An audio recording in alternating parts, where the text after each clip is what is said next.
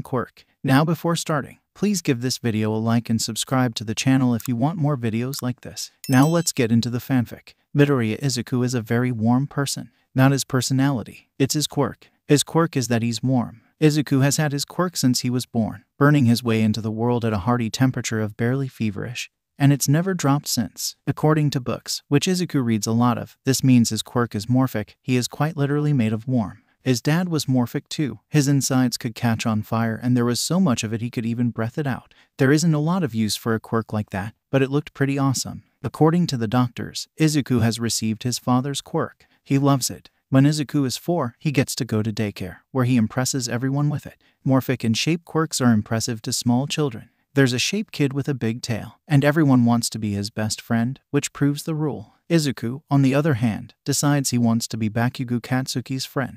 He's loud and pushy and probably has an energy quirk, something like fire. When Izuku pushes to be his friend, Bakugo Katsuki says once Izuku finally figures out how to set himself on fire, Izuku can be his sidekick.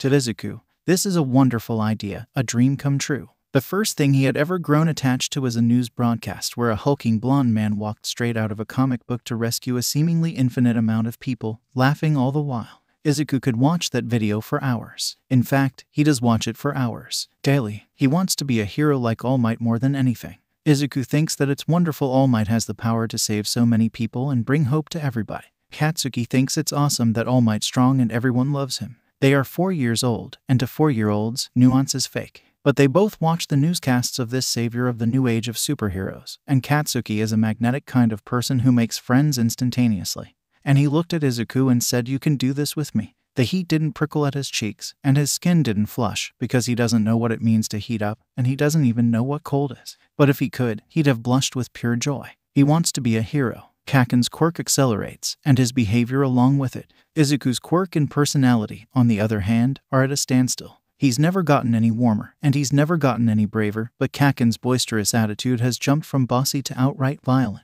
His quirk is explosions. They scatter from his fingertips, sparking off the sweat on his hands. Reactive quirks are impressive. Izuku knows this because the teachers won't stop telling Kaken how impressive they are, and how wonderful it is that he's gotten one. At first, Izuku is ecstatic, and heat rolls off him like sun-warmed pavement. He's a perfect sidekick. He's practically a recharge station. But, as stated before, Kaken's behavior accelerates. A lot. It starts with "you can read it like Deku." That means useless, marring him with an obscure and unpleasant nickname forever. And Izuku ends it somewhere around Kaken shoving a kid to the ground and marching forth, hands sparking ominously. Izuku is 5.5 and he's watched at least 14 recordings of All Might standing up to bad guys, and Kaken isn't a bad guy, is he? But he still stands up, puts up his fists, and tries not to cry. Kaken's heat can't touch him, but he and his friends have fists, which are just as good. Izuku spends a lot of time being angry. Not angry like Kaken is, but so frustrated that the warm air rises in great billowing puffs that make his blanket float off him. He simmers, clenches his teeth, complains a lot. He is 5 years old, and there's nothing 5-year-olds love more than whining incessantly.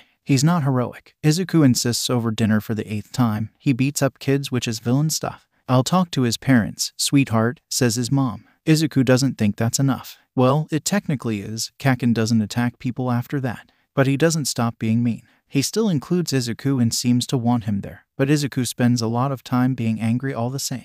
Most of the time, they go hang out at empty lots where Kaken can use Izuku's warmth to gather up his sweat. He says that the more you work on it, the stronger the quirk is going to get. Izuku is fine the way he is, Kaken claims, since the muggy ring of heat radiating off his skin is pretty much perfect for gathering sweat, but it'd be way cooler if he could light his skin on fire at some point.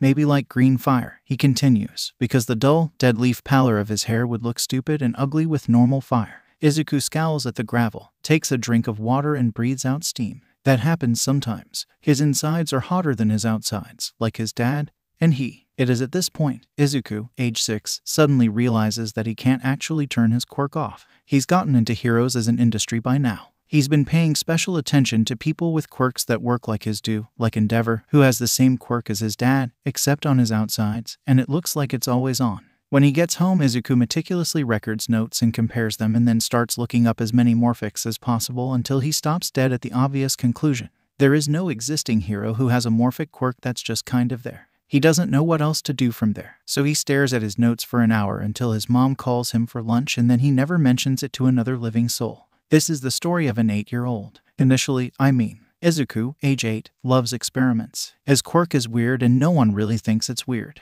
But the thing is, weird quirks, you can do weird things with them. Heroes are good at that. And anyway, heat is the most common kind of quirk ever and everyone has a bajillion ways of using it, so Izuku is enterprising by wanting to do weird quirk stuff. He gets an All Might lunchbox for his birthday, left to the side when he and his mom go out to celebrate. And it's not until the next morning that he actually moves to put it on the shelf with all his other All Might collectibles. But his fingers trace along the indents in the metal and his brain hits the phrase melting point so fast Izuku can't remember the thoughts that brought him there. And Izuku, who loves experiments, decides he likes the thought anyway. He collects his notebook and his pencil and his eraser. Now all he needs is a blowtorch. He'd ask Kaken, but Kaken will never let him test how hot his explosions get. And he'd ask someone else with a heat quirk, but everyone else's heat quirks are different and Izuku isn't supposed to talk to strangers. He also isn't allowed to take people's blowtorches without permission. But he's, borrowing it. Like, he's not taking it off the property. He just wants to turn it on and put it on his skin and see what happens. According to the internet, the air-only torch he finds at his third construction site scan will heat up to around 900 degrees Celsius, which is a good start. He'll find an oxygen-fed torch later if he doesn't set himself on fire. He'll also do it if he does set himself on fire, because the scientific process just works like that. He doesn't make the rules. Izuku is very, very small and very, very quick. You have to be when you have a friend like Kaken. He ducks in and out of the shed-like building clutching his prize, hides behind some tarps, and fidgets with it until he can get it to turn on. Izuku doesn't feel heat like normal people. He doesn't feel the vibrations, vibrating molecules, friction. When molecules go really fast, they make friction and that's how burns happen. That doesn't happen to Izuku. People who can make energy have this thing called single progression molecules, which is the same thing hero costumes are made of. They grow fire making quirk skin in a lab to make them. And Izuku was obsessed with this fact for a few months. There are multiple people growing multiple types of quirk skin in multiple labs. Kaken tells him to shut up and stop being gross whenever he brings it up, but Izuku can't help it. Well, anyway, it's important, actually. He found out passive morphics don't exist. You have to intentionally morph into stuff. That's the point. Endeavor's face isn't constantly on fire, it's just his hero thing. Which means Izuku isn't just a morphic. His existence produces energy. Izuku scrambles to stitch all the terms he's read in books together. Reactive energy quirk, or something. The point is, he's made out of a material that manipulates heat, and that means he can Well, Izuku hadn't gotten past that in his research, but he's sure he'll figure it out by the time he's 10.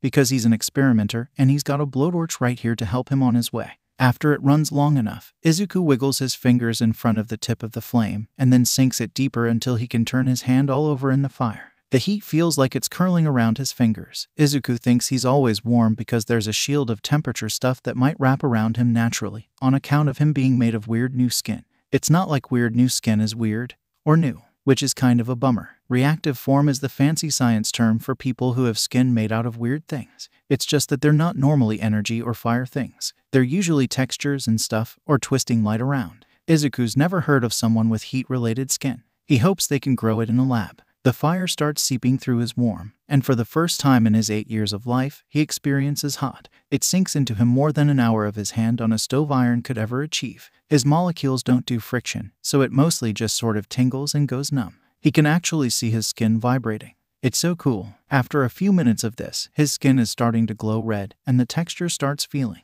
weird, too numb. Izuku stretches out his palm.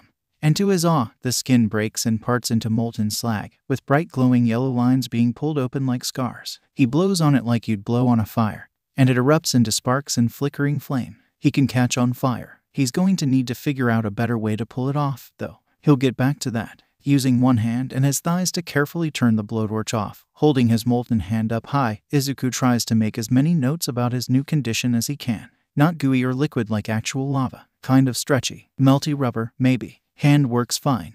Prickles a bit. The parts where he blew on it to make a fire feels extra tingly, vibrating so hard that it's shaking all the way down his arm. Feels like a massage chair or a chihuahua. Not sure how to get it to cool down. Izuku stares wide-eyed at his raised arm, actually thinking about the situation for the first time since he decided he needed a blowtorch. It will cool down.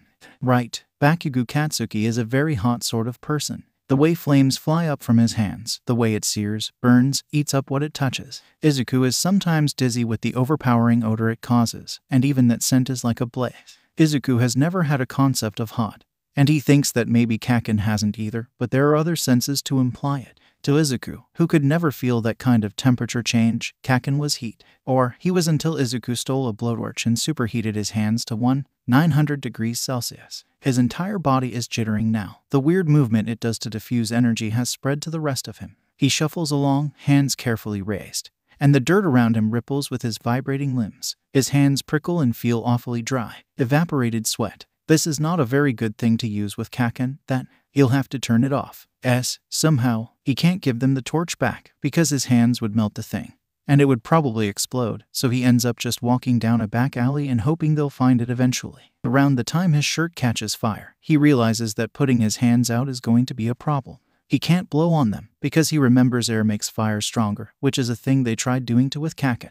He can't smother it with water, because there's no way to get to water without setting way too many things on fire. Izuku entertains pretending to be a villain so the heroes would go after him extra fast, but decides they might take him to jail, so that doesn't really work. Oh, he knows. He'll ask for water. Izuku runs out into the street. No one's around, but he can't knock any doors with his hands like this. If his shirt caught fire just by being close to his hands, he could set someone's entire house on fire by touching it directly. That would be bad. He makes his way down the street, but doesn't see anyone. He'll need to get close to some stores before he starts seeing people walk around, he thinks. Izuku starts running so he can find a store faster. He spots a convenience store about the same time his shorts catch on fire, at which point he starts desperately waving through the window. Someone comes out to look at him. "What's wrong with your arms?" Izuku glances up. The molten slag has spread. He adds another mental note. His body retains any temperature it comes in contact with, which is why his shirt would catch fire just by being on his skin. "I made it too hot," he explains. "I have to suffocate it so the rest of me doesn't get any hotter." "You can't turn it off." "That's not what my quirk is. Can you hurry? I'm going to be naked soon. And I like these shoes." Hold on. Izuku pulls his sneakers off and walks forward in just his socks. His lower legs don't feel tingly yet, so he's sure the shoes are fine. "I'll ask for an ice hero," says the clerk. "Oh, that's a much better idea. Thank you. Do you have some sort of fireproof thing? I'd rather have something melted to me than be naked." The clerk makes a face, but gets him a fireproof blanket. He can't get close enough to Izuku to wrap it around him, so Izuku has to sit on it and awkwardly pull it over his lap with his toes. It's already bubbling. He outstretches his arms to either side of him. By the time an ice-quirked hero arrives, the concrete underneath Izuku's hands has begun to yellow and break apart, and the heat has reached his shoulders and neck. His lips and mouth are really dry, and the blanket over his lap has long since caught fire, though thankfully it only melted a little bit and he thinks he can peel it off easily enough. "What kind of quirk is that?" the hero asks, bewildered. "My dad's quirk was blazing stomach," says Izuku, "but I think this one's more like thermometer magnet." The hero stares. Izuku's smile trembles, and he glances away. "Sorry, is that a stupid name? This whole molten arm thing is not normal, as it turns out. He has something called a legacy quirk. The two quirks that made up his father's quirk had broken up, and Izuku only got half of the mechanics. It's a rare genetic disorder, apparently, occurring most frequently from parents who have one of those split quirks. His dad doesn't have split quirks, though. His grandma had a mild warmth quirk, and his grandpa had an iron stomach. You can't ignite your stomach by making it warm. Izuku's grandma isn't alive anymore, so he can't prod her on how her quirk actually works. Instead, he gets a bunch of scars all over his arms, a lecture from a hero, and grounded for 2 weeks. The hero who saved him, Glacia, had no pity for him. It took about an hour to cool Izuku off, and she had to be careful because apparently, Izuku can also retain absolute cold. In the end, she couldn't get his skin to set properly, and he ended up with pale zebra stripes all along his arms and neck. He thinks they look cool, but Glacia and his mom didn't see it that way. His mom made him promise to never play with that kind of firepower again. He said okay. He's more interested in the cold now, anyway. His school has a really big freezer. New hypothesis. What happens when he absorbs the temperature of the freezer? He'll just keep being frozen until something warms him up, sure, but what happens to him? His skin accommodated for heat by vibrating a certain way, so will it accommodate for cold the same? His science books say cold molecules move really slow. How will his skin work with that? Can it, if the default quirk he was working with was make things warm? He wish he could grow his own body parts in a lab. That would make things so much easier. "What happened to your arms?" Kaken practically screams into his ear. Izuku flinches, but recovers quickly. "I melted my arms." "Gross." Kaken laughs. "How'd you melt them?" Another one of Kaken's friends asks. "Blowtorch," Izuku says simply, which makes Kaken howl with laughter. The teacher yells at him for being disruptive. In math class, Izuku draws up a temperature map for his quirk. He thinks his melting point is roughly the same as steel, approximately 300 degrees Celsius. But his heat tolerance is way higher, and he can safely hit 900 degrees Celsius without a problem. Well, he'll vibrate a lot and his flesh will melt, but if he gets help quickly, that only means more scars. His base temperature is generally around 48 degrees Celsius, a little higher than most kids his age can tolerate, though it's dropped to 40 degrees Celsius ever since Glacia had saved him. Izuku thinks that his natural body temperature is probably around 35 degrees Celsius to 50 degrees Celsius depending on what kind of temperature he last absorbed. Izuku's pen raps against his notebook. That leaves his lower temperatures. But how on earth is he going to successfully lock himself in a freezer? It's not like ice quirks are common, and Glacia was already mad at him for experimenting. Kaken. He thinks Kaken must have a high tolerance, but he's described things as hot and cold before, so he must be able to feel temperature at least a little. Izuku thinks that if he put a blowtorch to Kaken's hand, he'd burn instead of melt. Actually, Izuku is sort of curious about how Kaken's body behaves in relation to tension and texture. If he can set off explosions, he can release bursts of tension on his hands, and if his skin is leaking nitro, it must be a specific material. Izuku whips out his old psychic record and starts jotting down theories. He thinks Kaken is an example of a perfect fusion. His skin becoming both material that can release tension and material that can release nitroglycerin simultaneously. That's why everyone thinks he's so amazing. That means there's more to morphic, energy, and shape quirks than he realized. If Kaken got his quirk erased, his skin would no longer be able to output the things it usually can. But would it stymie the explosions or the fuel? Both. Is Kaken using an energy and morphic combination, or are they both morphic? What are you mumbling about? Izuku's seat neighbor asks. Izuku glances over to him, then back at his notebook. Nothing. After class, rather than follow Kaken, Izuku wanders around until he finds his history teacher leaving the staff room. Izuku waves wildly at him. Sensei. Sensei. Yes, Midoriya-kun. Izuku flips through his notebooks until he finds his train of thought. I'm experimenting with Kaken to make his quirk stronger and cooler, and I was thinking about how it worked. So I broke it up into bits and when I look at it, I feel like it's like he's got a quirk where his body is made out of a material that makes explosions and also nitro. So does that mean he has a shape quirk? Or is it morphic, because it's something he has to activate? The teacher blinks slowly at him. Morphic ... and ... shape, you say? Izuku nods insistently. The teacher opens his mouth, closes it, and runs a hand over his face. Right, okay. Where'd you hear those terms? I have a billion research why books on this. I don't know all their titles, though. Right. Listen, Izuku, how do you think the effects of quirks are produced? Just any quirk. Pinky toe. The teacher's mouth twitches. No, I mean when people use their quirks, how does it work, you think? Oh, Izuku blanks. Like Kaken's, I guess. So what's the difference between a morphic activating their quirk and a shape using a normal part of their body? Imagine someone with a frog quirk. If they stretch their tongue, does this make them amorphic? Izuku's brow furrows. No, but people didn't originally understand that. Izuku, what you're using are colloquialisms. Ancient ones, in fact. In reality, those with quirks have bodies that accommodate them on some level. Anything less would be a birth defect. Izuku's mouth hangs open. The teacher raises his eyebrows and nods expectantly. But the classifications of quirk are metamorphic, which are severe alterations to the human form, esper, which are using the mind to induce an effect, and characteristic, which is what Kaken and yourself are. Do you understand? Izuku rapidly recalculates. This is really taking the fun out of a lot of his theorizing.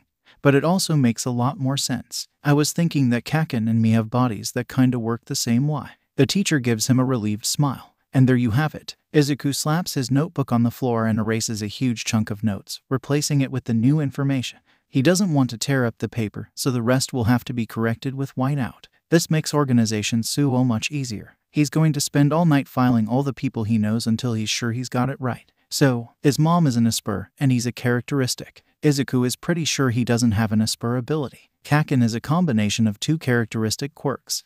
This answers so many questions. He thinks that this better classification must have happened in the past 30 years, way after what they're currently covering in class. He rattles his pen between his teeth. He'll have to ask an older student for their textbook if he wants a true, unbiased, non-colloquial reference. He doesn't know enough kanji or big words to read the non-fiction books in the library.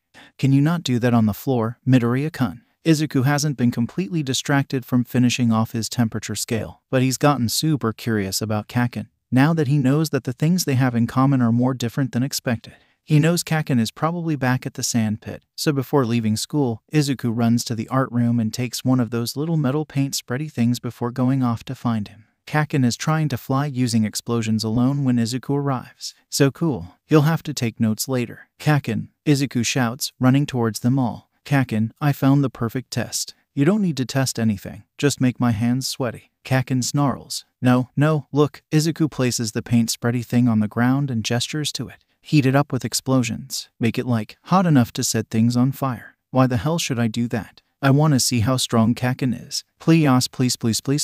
Alright. Geez. Kaken aims his palms at the tool, concentrates, and lets loose screaming die. It kicks up a bunch of dirt and rocks, but Izuku does his best to keep his eye on it. Most of Kaken's explosions are a release of pressure, but nitro is nitro, and the heat slowly climbs. When the metal looks actively red, Kaken backs off, panting heavily, and Izuku gingerly picks the tool up in his hand. He can't feel how hot it is. It's probably good enough. And then he slaps the scorching metal against Kaken's arm. He's grounded for another 2 weeks. So, the freezer. Doing research is a little harder now that he's banned from the computer. Also from Kaken, and from doing anything without adult supervision. It's fine, and Izuku is grateful that he didn't scar Kaken or anything. He really didn't expect him to scream like that, but Izuku gathered plenty of data about how Kaken handles stimulus now. While it didn't injure him at all, it hurt like it should. Kaken feels regular temperature scales even though it's useless for him to be like that. Izuku supposes that all quirks come with little limitations like this. Anyway, with that, Izuku figures they're even.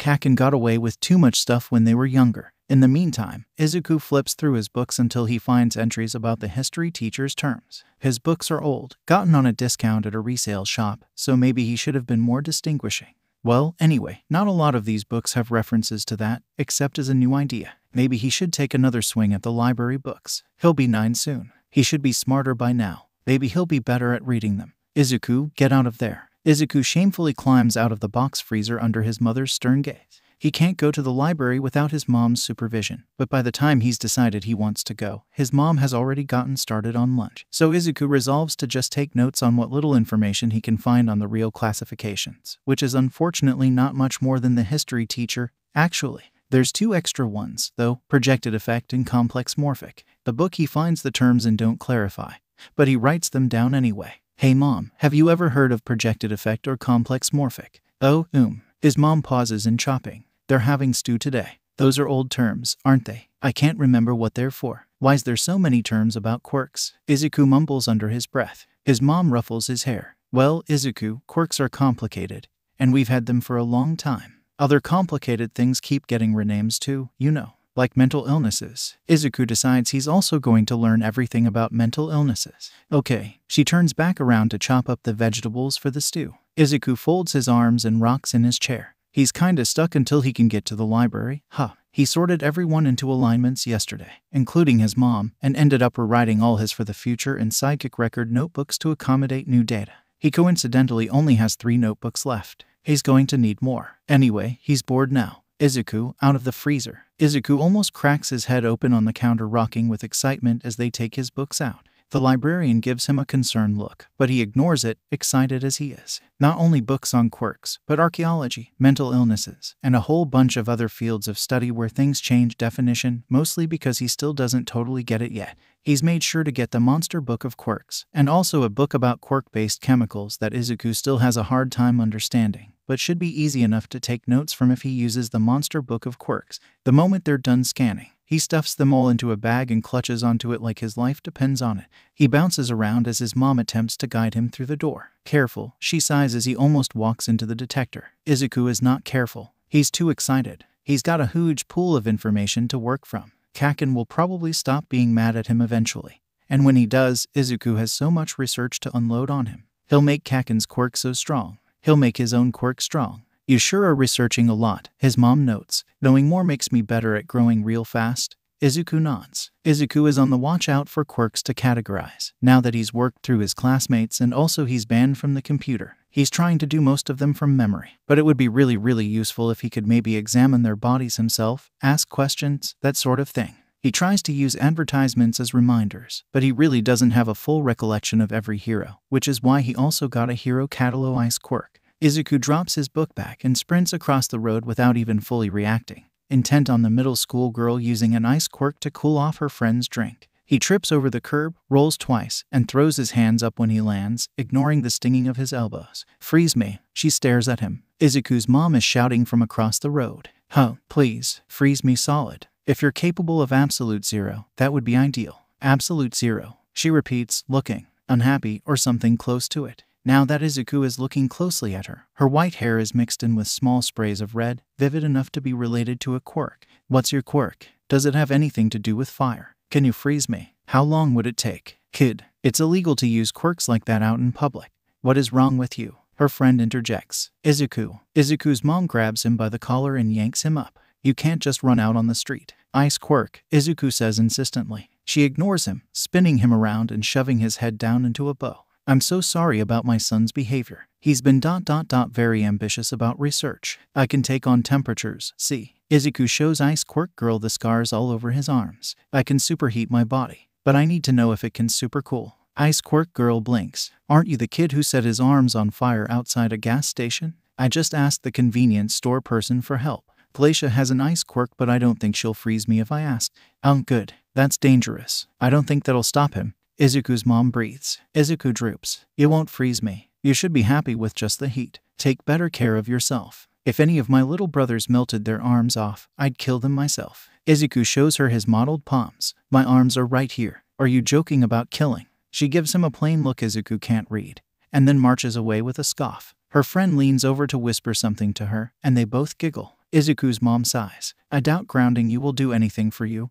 will it? I'll get someone to freeze me." Izuku takes another step on his hands, fixated on the book sitting on the floor in front of him. He's decided he wants to train his body and mobility, so he's starting with handstands. First, he has to get a good impression of what the balance is like, so he's opted to only move around the house on his hands. Note-taking is taking ages. Science stuff is so hard, and he hates it, and it's all really complicated foreign words he doesn't understand. He has the monster book of quirks, but it's a really big book, and assigning each quirk to a category is kind of tedious, especially when it starts reeling off chemicals and roots and stuff. He thinks he'll get a book on Romance languages since words evolving and quirks evolving are sort of similar. Izuku uses the wall to walk himself to his bookcase, carefully balances with his feet resting against it so he can grab his experiment notebook, and walks back with it in his mouth. His experiment notebook has notes on his own quirk, and a few on Kaken's. He pages through the book of quirks, looking for something related to temperature. The ones he can find are: fire quirk, the ability to produce and ignite gases, an exothermic oxidant form;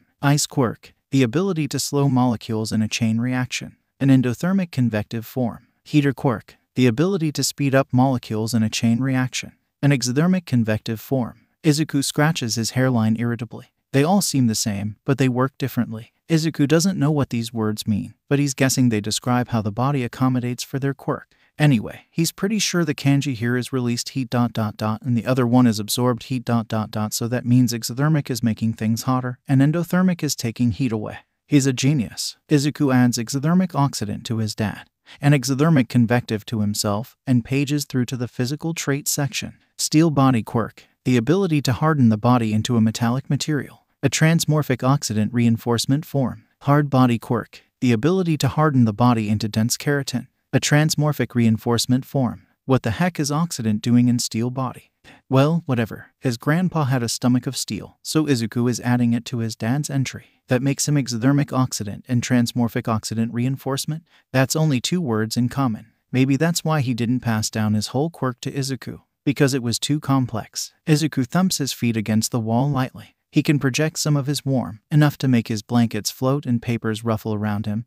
But his quirk isn't heater. It's definitely not his defining trait. His weird relationship with temperature is way closer. The problem is, his relationship with temperature isn't in this book. The 3 entries he found were the only really close ones. He flips a chunk of pages over to get to the Asper section. Their forms are way simpler, and even an 8-year-old can get the gist of them. Matter, because they can manipulate objects. Mind, so they can do things to your mind. And force, which is only on things where you make like barriers and stuff. Oh, wait. Izuku goes back to the characteristics section. Duh, he can cross-reference based on what each quirk does. Oh, right. And then he can add tags onto each of the heroes and classmates he has notes on. Perfect. By the time he's through with the lot of them, he'll be an expert on quirk dynamics. Man, these 4 weeks are going to fly by in no time. Izuku, what are you doing? Izuku looks up at his mom's upside-down figure. I'm balance training. Well, balance train your way into the kitchen. It's dinner time. Izuku tilts forward, careful to avoid stepping on the ring of books around him. Fayumi drops her bag with a sigh. She just wants the semester to end already, but she also doesn't want to spend more time home than she has to.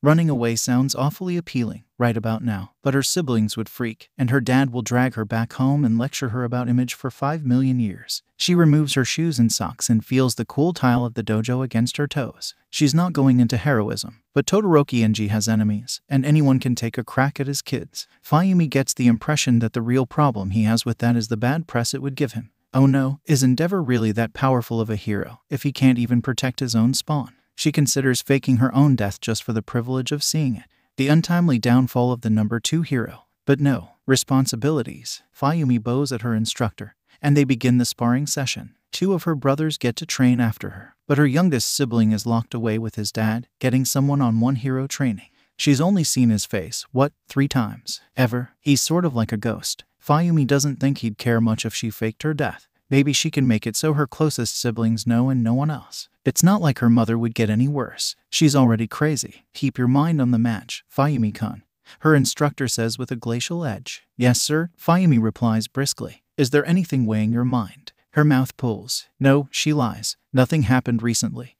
She takes a step back and thinks of something believable. A kid ran up to me asking me to freeze him earlier, that's all. The teacher blinks, looking just as surprised as she felt. To freeze him. He's the kid that set himself on fire in front of the convenience store. Apparently he's trying to test out his quirk, and he just melted himself. There were pictures and everything online, right? You could see he was kinda like lava flesh. She shuffles nervously, and he wants to test it the other way now. So he sees me chill my drink and starts screaming at me about freezing him. Weird kid. I wish any of my students had that level of enthusiasm, the instructor says dryly. Fayumi shrugs and gets back into position. Yeah, well, that's what was on my mind. Maybe she can make a new life in America. That'd be nice. Izuku has a rough understanding of categories. Now, exothermic is a release of energy. Not necessarily heat, because it shows up on light-based quirks sometimes. Izuku thinks Kaken is one of these, because of the release explosion part of his quirk. That's energy, right? Probably. It's sort of like how if you rub your hands together they get warmer. But as a quirk, Izuku thinks endothermic is. Well, Izuku isn't sure what endothermic is, but it sounds important. Freezing stuff seems cold, like the ice quirk said. But turning liquid things into hard things is exothermic, and isn't water a liquid thing, which becomes a solid thing when it's cold, which is endothermic. Also, melting objects or turning into smoke have endothermic tags too. Steam quirks are endothermic.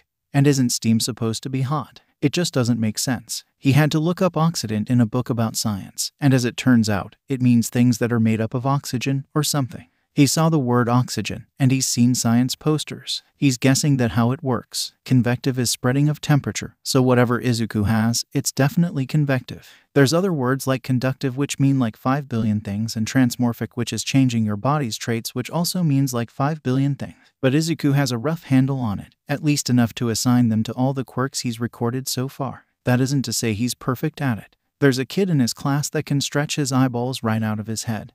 And Izuku has no idea what the heck he is, and his books are all way too complicated for him to figure out, even when he uses a dictionary. It's really boring, and he hates it, so he's just not bothering right now. Eyeball Kid can be an enigma. So Izuku is exothermic convective, which means he can release energy and temperature spreads within him. Past him, something like that. So he needs to find a term which says something about endurance. There's rubber body quirk, which is a metamorphic quirk, and metamorphic quirks have barely any descriptions on them. They're all substance and fauna and whatever. The Asper section is also like that. Characteristics probably get more categorization because they're so much more complex and interact in weird ways, like Kaken's super awesome amazing exothermic quirk, which is like perfectly designed, like his parents married for the sake of the most perfect ESD quirk baby ever. The more Izuku finds out about quirks, the more amazing Kaken is. Midoriya-kun, aren't you going to play outside? Izuku slides a hand over so he can turn while still balanced on top of his desk. It's his homeroom teacher, peeking into the class. Izuku can't wave at his teacher because he'll definitely fall if he lifts either of his hands. But he smiles. I'm okay. I'm balance training. What are you going to do if you fall? Dunno. Izuku turns back to his notebook. He wishes he did this against a wall. He can't write and stand on his hands at the same time. He's wobbling enough as it is, and he had to rest his heels on his butt a while ago just to stay upright. Aren't you going to play with your friends? Like Bakugo-kun. I'm grounded from talking to him, and I think he's still mad at me for burning him. Not that Izuku understands why. Kaken took on middle schoolers and they punched him and kicked him a lot and he was fine. Izuku has been punched and kicked a lot and it hurts a lot. There's no way hot metal could be worse. Izuku almost melted his flesh off and he turned out alright. He releases another puff of air to flip the page. It takes about 4 tries before he gets it right, and he wobbles dangerously with the strain of it. The teacher leaves the class. Izuku's fingers tap against the desk. Kaken needs him anyway. Izuku is his most useful friend. He'd wait for him. Kaya, save me. Izuku's mom cries, splaying herself over the floor. Never fear, I am here. Izuku sprints towards the couch and jumps as high as he can, using a short burst of air to throw his balance into a full flip. He lands on the coffee table and strikes a heroic pose. My hero, she cries. Izuku whips the blanket off her back. A perfect rescue. Well, how'd I do? Perfect. She ruffles Izuku's hair. That's a lot of progress for just a week and a half. Are you going to do gym courses? I think so. Izuku tilts forward to stand on his hands again. I can only land properly if I do a flip. When I just stand in place I just wobble and fall over. It's normal for a boy your age to be bad at balancing. But how am I supposed to get around uneven ground and do upper body strength? With my arms. Izuku flexes and keeps himself upright by leaning a foot against the wall. What about pull-ups? About the what? Like so. His mom grabs him by the waist and hoists him in the air, making him squeal. She drops him just behind the couch and holds his legs over the edge. It's a tough guy training regimen. Try to pull your upper body up. Izuku lifts his neck, but finds the rest of him too heavy. He uses his arms to push himself up off the back of the couch to get some leeway, but he barely manages half a second before dropping and bonking his head. I think I need more balance training before I'm strong enough. Izuku mutters. I think so too. Too much training in elementary school will stunt your growth. Yeah, and then I'll be the strongest middle schooler. Izuku wriggles out of his mom's hands and flips backwards into a crouch. He strikes another pose. To be a hero. A splendid hero. His mom claps. Heroes have to graduate high school before they get their license, don't they? So Izuku only has a limited amount of time to be strong enough to be a hero. He only has a limited time to be able to get into the best school with Kaken. If he doesn't, how will Kaken be the best hero? That's right. Izuku is smart and soon he'll be strong. And he definitely won't be left behind. It's not possible. Super Thermal Man. Ew, Thermal Might. How catchy. What will Kaken's name be? Hearth Man. When he gets his license, what will his be? Don't you want to give up on this already? The dojo is frigid at this point. When their bare feet part from the ground, they leave prints in a thick layer of frost. Aren't you ashamed of your father seeing you in this state? Todoroki Shoto takes a deep breath of air and feels nothing. The skin under his bandage twitches. Is his father watching? He doesn't usually supervise their morning practice. His numb fingers twitch with hesitation. Use your fire. I know you're capable of it. I don't want to. If you want to be a hero, what's so good about heroism? His father is a hero. And the skin under his bandage twitches again. I'll use it against him, Shoto mumbles. If you want to learn how to use your quirk effectively, you need to put your all into training. You'll get burnt, Shoto says, louder this time. I can protect myself. Not perfectly. Realizing the extent of the situation, Shoto slaps his hand over the bandages covering the left side of his face. I'm not using my quirk unless I know you won't be burnt. Shoto-kun, your quirk is too radical to depend on that scale of absolutes. Even if I found someone who could tolerate your fire, they'd have to adhere to your constant training regimen, not to mention the safety risk when it comes to your eyes. You have to trust us to be able to protect ourselves. Shoto takes 2 steps back and scowls fiercely, already latching on the tiny sliver of opportunity with bull-headed determination. Then I won't do it. Plea. Shoto shoots up a wall of ice between him and his mentor. Like this, he'll only have to use his fire quirk once a day. If he could phase it out completely. If he could throw at least that in his father's face. He flattens himself against the wall and holds his breath. You really are a prodigy. His mentor raps his knuckles against the wall of ice. I doubt any of your siblings could manage this much. Shoto lets out a steamy cloud of breath, feeling the urge to run out of the room outright. His father wouldn't like that, though. The beating he'd get wouldn't be worth it. Shoto-kun. His mentor circles around the wall and looks at him with a gaze that makes Shoto's stomach churn. I'll bring a training partner up to your standards on Monday. The sliver of opportunity breaks apart into the tiny snowflakes settled at his feet. All he can do is nod. The 4th and final week comes in all too soon, falling unceremoniously into Izuku's haze of research and constant handstands. Izuku tries to catch Kaken's eye every now and then, excited at the prospect of sharing everything with him now that his Kaken ban is almost up. Kaken doesn't look at him much, but that's okay. He hasn't had to think about Izuku for over a month. Izuku was only looking because he wants to see how Kaken was doing. Anyway, they're learning about quirks in school now, and the homeroom teacher is using a bunch of extra terminology when he talks about applying to good middle and high schools. Terminology he doesn't recognize. He's starting to get a little frazzled by expanding definitions. While morphic, reactive, and shape are archaic, they're also the root categories for anything not related to science, because society is based on old words, regardless of how accurate they are. No one cares about scientific terminology when they just want to know how your quirk affects your day-to-day life. This is troublesome, because Izuku was really getting into denying the old world and bringing the age of science or ... or something. Whatever Izuku was looking forward to, it was vaguely awesome and smart-sounding. Anyway, Spurs and certain characteristics are basically the same thing when it comes to gainful employment, and it's annoying.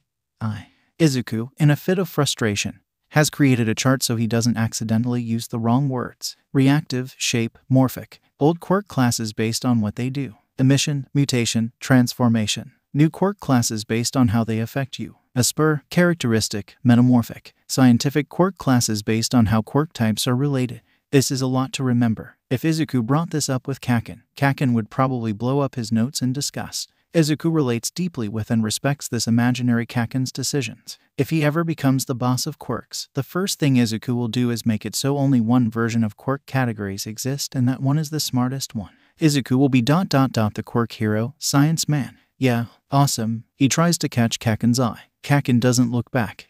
The field of mental illness is really fraught, too, with mind split disease becoming integration disorder, a weird kerfluffle where a bunch of disorders sort of collapsed into each other, some falling into personality disorders while others becoming a part of a spectrum, and a lot of infighting. Izuku makes sure to pay extra attention. When he grows up to become Science Man, he'll have to fight people with the power of really hard-to-read essays as well, and he needs to crib notes. Societal perception comes up a lot. Izuku doesn't really like this, because both the social life quirk classes and the scientific research quirk classes are pretty neutral and self-descriptive. But then some symptoms of certain mental illnesses show up in other mental illnesses really often, and some of these fights talk about misdiagnosis and treating both. That's right. It's easier to learn more about your own quirk if you just think of it in terms of the scientific way. And people not using the scientific way more means they might misinterpret their quirk. For instance, Izuku was frustrated with archaic quirk terminology because it was too inflexible for more nuanced quirks, but the new version is more obvious. He's a mutation. He's made of warm, but that sort of makes Izuku think that he has a second quirk integrated into that, the one that makes emissions. This isn't true. Izuku's quirk is just his grandma's and no one else's. He's written his first ever science essay to describe the socials. Socializing. Izuku checks his notes again. The sociological implications of rigid categories. Why, if Izuku didn't know any better, he'd assume that his quirk was actually weak and useless. And it's only thanks to his scientific mind that instinctively thought about science that he revealed that this thought was a fake thing and his quirk is actually super cool. Kaken still isn't looking at Izuku. Is he ignoring him? Anyway, maybe Kaken will be limited by it's just a good emission quirk. If he's going to be super strong, he has to be more flexible. While Izuku's quirk is simply flexible, Kaken is a combination of two quirks, and needs to think of it like that if he's going to be the #1 hero like All Might is. The bell rings. Kaken takes off. Izuku stares at his desk for a full minute before he decides he's had enough of theory. There's no one in the infirmary when Izuku peeks inside. The school nurse typically leaves for lunch, which gives him about 10 minutes to find what he needs. Mainly, a minimum of 2 glass containers, maybe a syringe if he's lucky. The cabinet is unlocked, and Izuku drags a chair over to reach. There's a glass jar of tongue depressors, which Izuku empties into the plastic container of tongue depressors on the nurse's desk, and he does the same for the cotton swabs. He has to do some digging for a clean syringe, hidden in a cardboard box on the topmost shelf. There's a few more in there, so the nurse shouldn't notice if it's missing. Oh, right, didn't his doctor do a few other things when giving him his shots? Let's see. A tie around his arms so his veins would show up, and Thean something to absorb all the blood. Izuku grabs a fistful of cotton swabs, a few disinfectant swabs, and tears off a long strip of rubber from a roll. There, syringe safety. Or is it? He quickly shuts the cabinet and slips out of the nurse's office, trying to look as inconspicuous as possible as he heads up to the computer lab, where they teach you how computers work. There's a teacher here, because lots of kids like Izuku can't afford their own smartphone. Izuku quietly logs in as a guest and looks up how to use a syringe. There, that's syringe safety. Probably not computer safety, though. He opens 4 more tabs with searches like how to hide a body, blood splatter patterns, and best murder mystery plots. Computer safety. Now that that's taken care of. Freezing point of blood. What happens when you heat blood? Theory is all well and good, but theory doesn't matter unless you can convert it into fact. For example, Izuku has a theory about. Izuku flips through his science book's introduction pages again. He's got a hypothesis about exothermic and endothermic abilities, but is true. He can only test it to find out. First, Izuku carefully extracts his blood. Then, he wipes out the glass jars and puts in 1 blood sample each. He almost drops them both from the force of his dizzy spell when he tries to get up. But he gets over it. Next, he digs through his closet for his science kit he got for his 6th birthday. He carefully pours half of the blood from 1 jar into the flask, while the other serving of blood gets split into a tiny sample jar. The glass containers and the sample jar get put in the fridge and the freezer respectively, tucked away out of sight. Next, he studies the blood itself under a microscope and draws a sample of it in his book since he can't exactly take a picture of it. They look like normal blood cells, spaced apart decently. He makes a note of this, even though that's pretty obvious, and washes off the slate in the bathroom sink. He makes sure to wipe the washed slate with a disinfectant wipe as well, just in case he needs it later. Next, he sets the corked flask in the toaster oven. He had to switch containers because he wasn't sure if you can put the jar in the toaster oven or not. He also puts 2 slices of bread in so it's not as suspicious. He decides he won't eat them, just in case. The toaster oven is left on low heat. He does his homework at the table for 2 hours while he waits. His mom comes home, but doesn't notice the toaster oven is on. When he takes the flask out of the toaster oven, the toast is dark blackish brown and gross looking. That goes in the trash. According to his research, the average person's blood will congeal under high temperatures. His blood isn't congealed, but it is filling up more of the flask than it did before. He writes this down. When he sloshes it around, it goes super fast. When he lets it sit, the surface never flattens out, instead looking sort of rough. Izuku is guessing this is a tiny version of the way his body vibrated when superheated. Something about pressure and not turning into steam. Maybe? This gets written down too. He takes the small sample jar out of the freezer. The blood isn't frozen, but it looks like there's less than he started with. Strange. It's very still, though. This all gets written down. Neither of these reactions are in line with the average human body. Izuku's body is exothermic and endothermic at the same time, but can only emit warm energy. He's not made of warm so much as immune to temperature changes that would make him less warm. This is probably why he can't feel temperature at all. His body is built around changing to match whatever temperature it exists in. But if that's the case, why can he release bursts of hot air every now and then? Only one way to find out. Mom, I'm going to do a scientific experiment and I want you to supervise me. His mom looks up from her cross-stitching. And what's that? I'm going to release hot air constantly for the next 2 hours. He flops down on the couch and starts emitting, with his notebook by his head. Watch the clock, please. Izuku wakes up the next morning to a warbling shriek. He whips his blanket off and tumbles into the hall. I can explain. His mom isn't looking in the fridge, though. She's looking at the letter in her hand. Izuku slaps his hands over his mouth and curls up into a ball, waiting for her actual reason for wailing. Izuku, she says slowly, beginning an anxious pace. Izuku, they want you to be a PPP playmate. Someone wants to play with me. Izuku springs up. Who? They need someone to train with their son while he's being tutored. Let me see. Izuku tries to snatch the letter out of his mom's hand. Izuku, don't. She chews on her lip as she reads it over. This is a lot of money. Who wants to play with me? Do I still have to wait until I'm not grounded anymore? Izuku bounces in place. Well, Shoto tries his best not to fidget. They're having an official meeting with his new training partner today, which is stressful enough as it is, but he has to welcome his new partner with the rest of his family. His father stands at his side, while his siblings are sitting along the wall, whispering amongst each other. Shoto's legs are going numb from his seiza, but he doesn't dare move. He's never seen his siblings up close. The sister is bigger than he expected, and might even be the eldest. The brother closest to him has so much product in his hair that Shoto wonders if his whole head would combust if a fire was put to it. He has red in his hair too, around the baby hairs at his nape. Could he ignite himself? All Shoto knows about them is that their quirks aren't to his father's expectations, so the door clicks. Shoto flinches. First comes in the tutor, who looks to the sister, who Shoto knows only has an ice quirk. Behind him comes in a slight woman with swamp-colored hair, clutching the hand of a wide-eyed boy with a wind-tunnel tangle of curly hair the same color as his mother's. He's holding a thermos. They sit in front of Shoto and his father, both in seiza as well. "It's a great honor for you to be interested in my son," the woman says weakly. Xiaodo gives the boy a doubtful look. He looks the same age as Xiaodo. Is he supposed to be Xiaodo's training partner? "I've heard your son can handle great deals of stress to his body's temperature," Xiaodo's father growls. "Why, yes, he's a...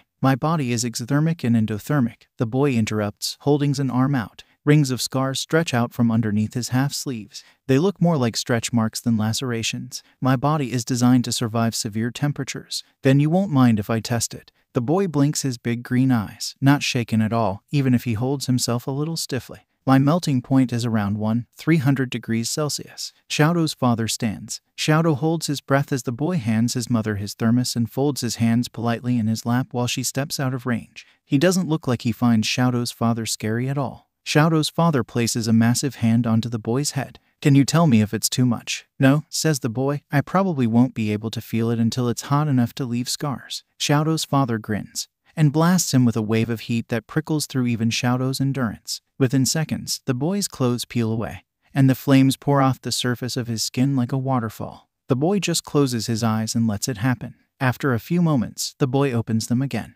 Oh, it's warm. How deep is his tolerance? There's no way Xiaodo would be able to take that much direct fire, and it still seems like it's not enough. Finally, Xiaodo's father removes his hand, and he shakes off the ash that clung to it. The boy's pants burn up too, but his underwear shines. Probably fireproof. Xiaodo wonders, deliriously, if he wears the same kind Xiaodo does. Xiaodo flinches. "Ice him." It's dangerous to go from extreme heat to extreme cold. The boy tries to start. You're to train with someone whose quirk deals in those extremes. If you can't take the cold after that, you're not good enough, Xiaodo's father growls. "Xiaodo, ice him." Xiaodo gets up with legs that barely manage to hold him upright. The boy's mother looks scared for him. He's racked with a sudden flashback of him on floorboards just like these ones, and his own mother begging for his father to stop. The boy looks Xiaodo directly in the eye and says, "Do it. Absolute zero, if you can." "Izuku," the woman says sharply. "It's fine." The boy walks over to her, trailing smoking khakis, and holds his hand out for the thermos. She gives it to him with trembling hands. He unscrews the cap, and out tumbles out a small glass jar full of red liquid.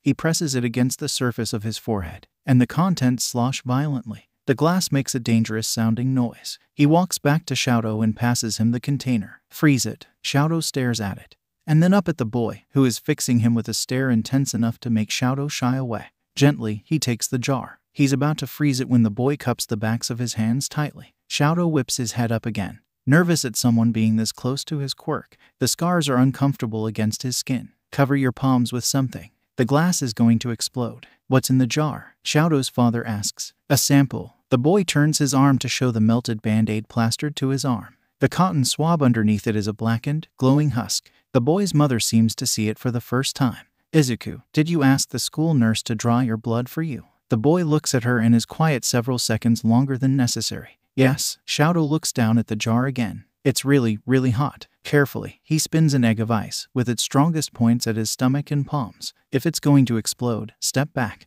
The boy, Izuku, obeys. Xiaodo can't make a lot of ice, but lowering temperatures isn't exactly hard. With a deep breath, he clutches his ice egg and fills it with the lowest temperature he's physically capable.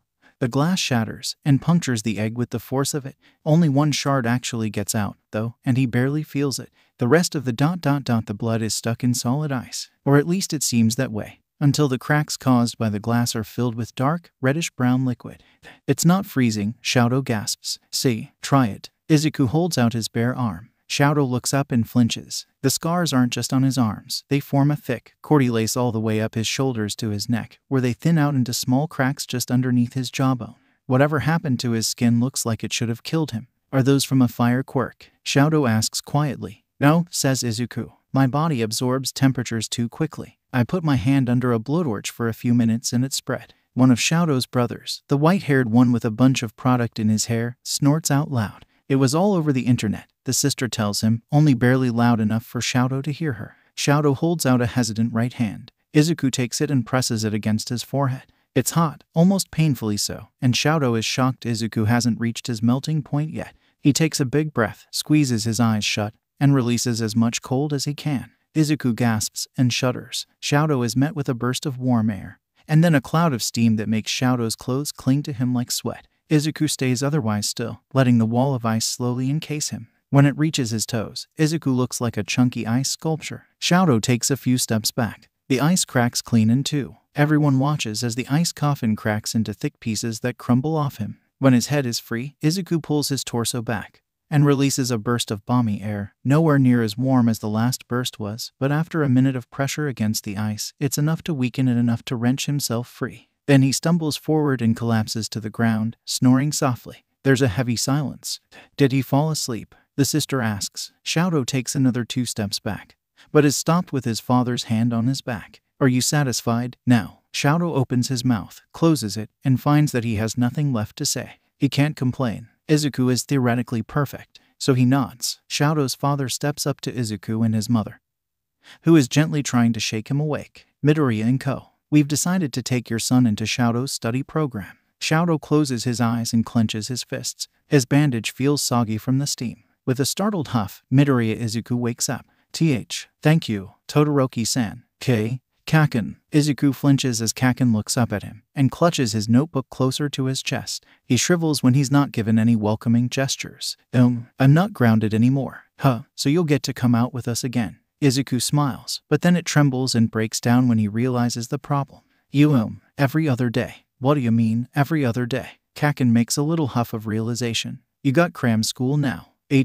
Yeah, another one of Kaken's friends says. A bunch of kids are starting cram school early to get into good middle schools. Kaken looks only a little curious. Izuku jumps on the tepid reaction. Yeah, I have cram school now, so I can only hang out with you every other day. Sorry, can you cram for physical aptitude? If you're a hero, probably, right? This isn't technically a lie, and everyone knows how cram school goes. Cram school is normal. It's so normal that even Kaken knows he can't do anything about it. Izuku doesn't have to explain himself. It's self-explanatory. That's why Izuku doesn't have to tell Kaken anything. What if Kaken was jealous? Izuku is really helpful. He's the perfect sidekick, designed to work perfectly with Kaken. But Shoto-sen has a totally different quirk. And well, to be honest, Kaken is really kind of a huge jerk. He'd be mad at Shoto-sen because he'd be so jealous, but then scream at Izuku. It'd be so annoying. He's not even allowed to talk with Shoto-san. His mom told him not to, so it's way different than Kaken. It's really stiff and boring. Unlike going to the sand pit, which is fun and interesting. Yeah, good thing he's not saying anything. What a pain that would be. Izuku stares at his notebook, grasping for something that could distract them and make everything feel just like it did before Izuku was grounded. I'm free today though. Fine. And I'm sorry I burned you. Kaken makes a growling noise. You just surprised me, is all. If I suddenly punched you in the back of the head, you'd freak way more than if you knew it were coming, right? It doesn't matter. Izuku beams. Right. I'll ask you next time. So, Kaken tilts his head. You did it because you were learning things, right? What you learn? Izuku smiles so wide his cheeks hurt and opens up his notebook.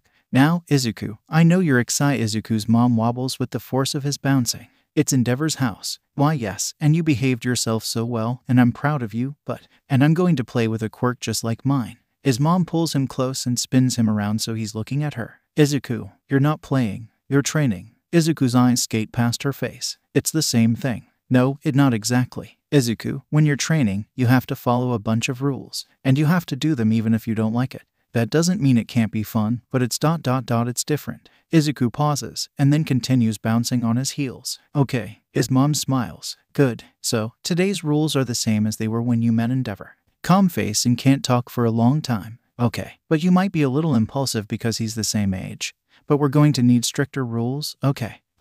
Well, she stands, takes Izuku's hand, and they continue their way down the road to the Todoroki household. You can't ask any intrusive questions, not even about his bandage. You have to be quiet unless you think it's useful to them or you need help. You have to wait by the gate the moment your lesson is over. Don't take any invitations from them, unless one of the adults says it's okay. If an adult asks you to do anything that isn't training, you tell me right away. Izuku bobs back and forth.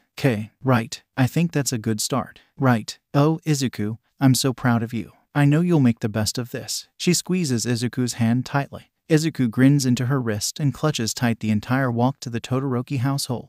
Instead of going to the main hall, they circle the building along the Engawa to a smaller dojo attached to it. Izuku has to fight to keep still, but his mom lets him continue to throw his head back and forth. He manages to keep still when the door slides open. not wanting to look too excited because Kaken says it's uncool. Endeavor's son, Shaodo-san, stands inside, next to their tutor. The dojo is made of dark wood, with windows peeking out at the top, and the box made of white lines is ringed by humidifiers, but none of them seem to be on. Izuku crouches and runs his hand over what at first glance looks like wax. The surface is far too textured, more like rubber grain, and the color around thicker edges turns green rather than yellow. Izuku, his mom whispers. It's covered in an insulator, Izuku explains, to keep it from damaging the building. Your son is quite intelligent, I've noticed. Yes, he's my little genius. His mom laughs and hoists him back to his feet. Izuku looks around, and his gaze fixes on the windows. The surface looks uneven. He moves to climb up and check, but his mom is already steering him forward, apparently to receive some clothing.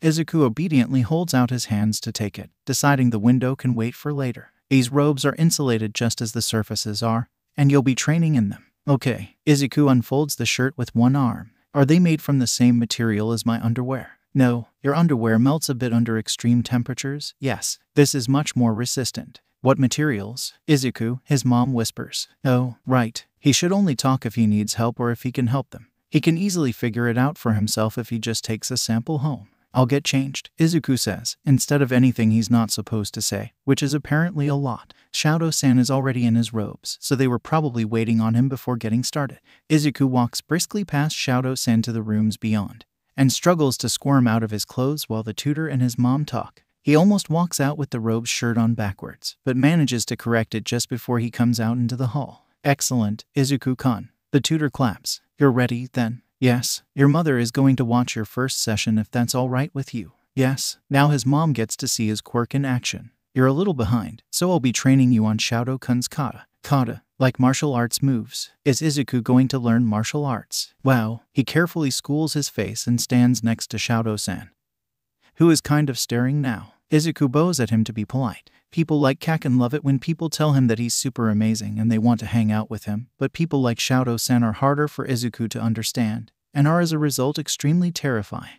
The tutor shows him all the kata, which are like lessons about reflexes. Izuku knows nothing about physical reflexes, so he's going to have to learn everything about it before their next lesson. No quirks are involved, which Izuku is disappointed by, but his mom is here, so it's not all bad. He tries not to act up, usually by thinking what Kaken would do, and then how his mom would yell at him for it. It's a good model, Izuku thinks. Shaodo-san doesn't say anything to him. That's disappointing. When they're done, Izuku gets changed first. His mom takes him by the hand to leave. Shaodo-san watches them go, but stays quiet. Izuku hopes they can be friends eventually. Let's see. Tomorrow is Kaken Day. And then after that, probably more kata. Can he squeeze in research on muscle functions somewhere in there? Shaodo's new training partner stares a lot. His eyes are constantly moving around, mostly skimming over different parts of Shaodo's body. He makes Shaodo feel like he's underneath a microscope, which he's used to, but it's not as uncomfortable when Izuku does it.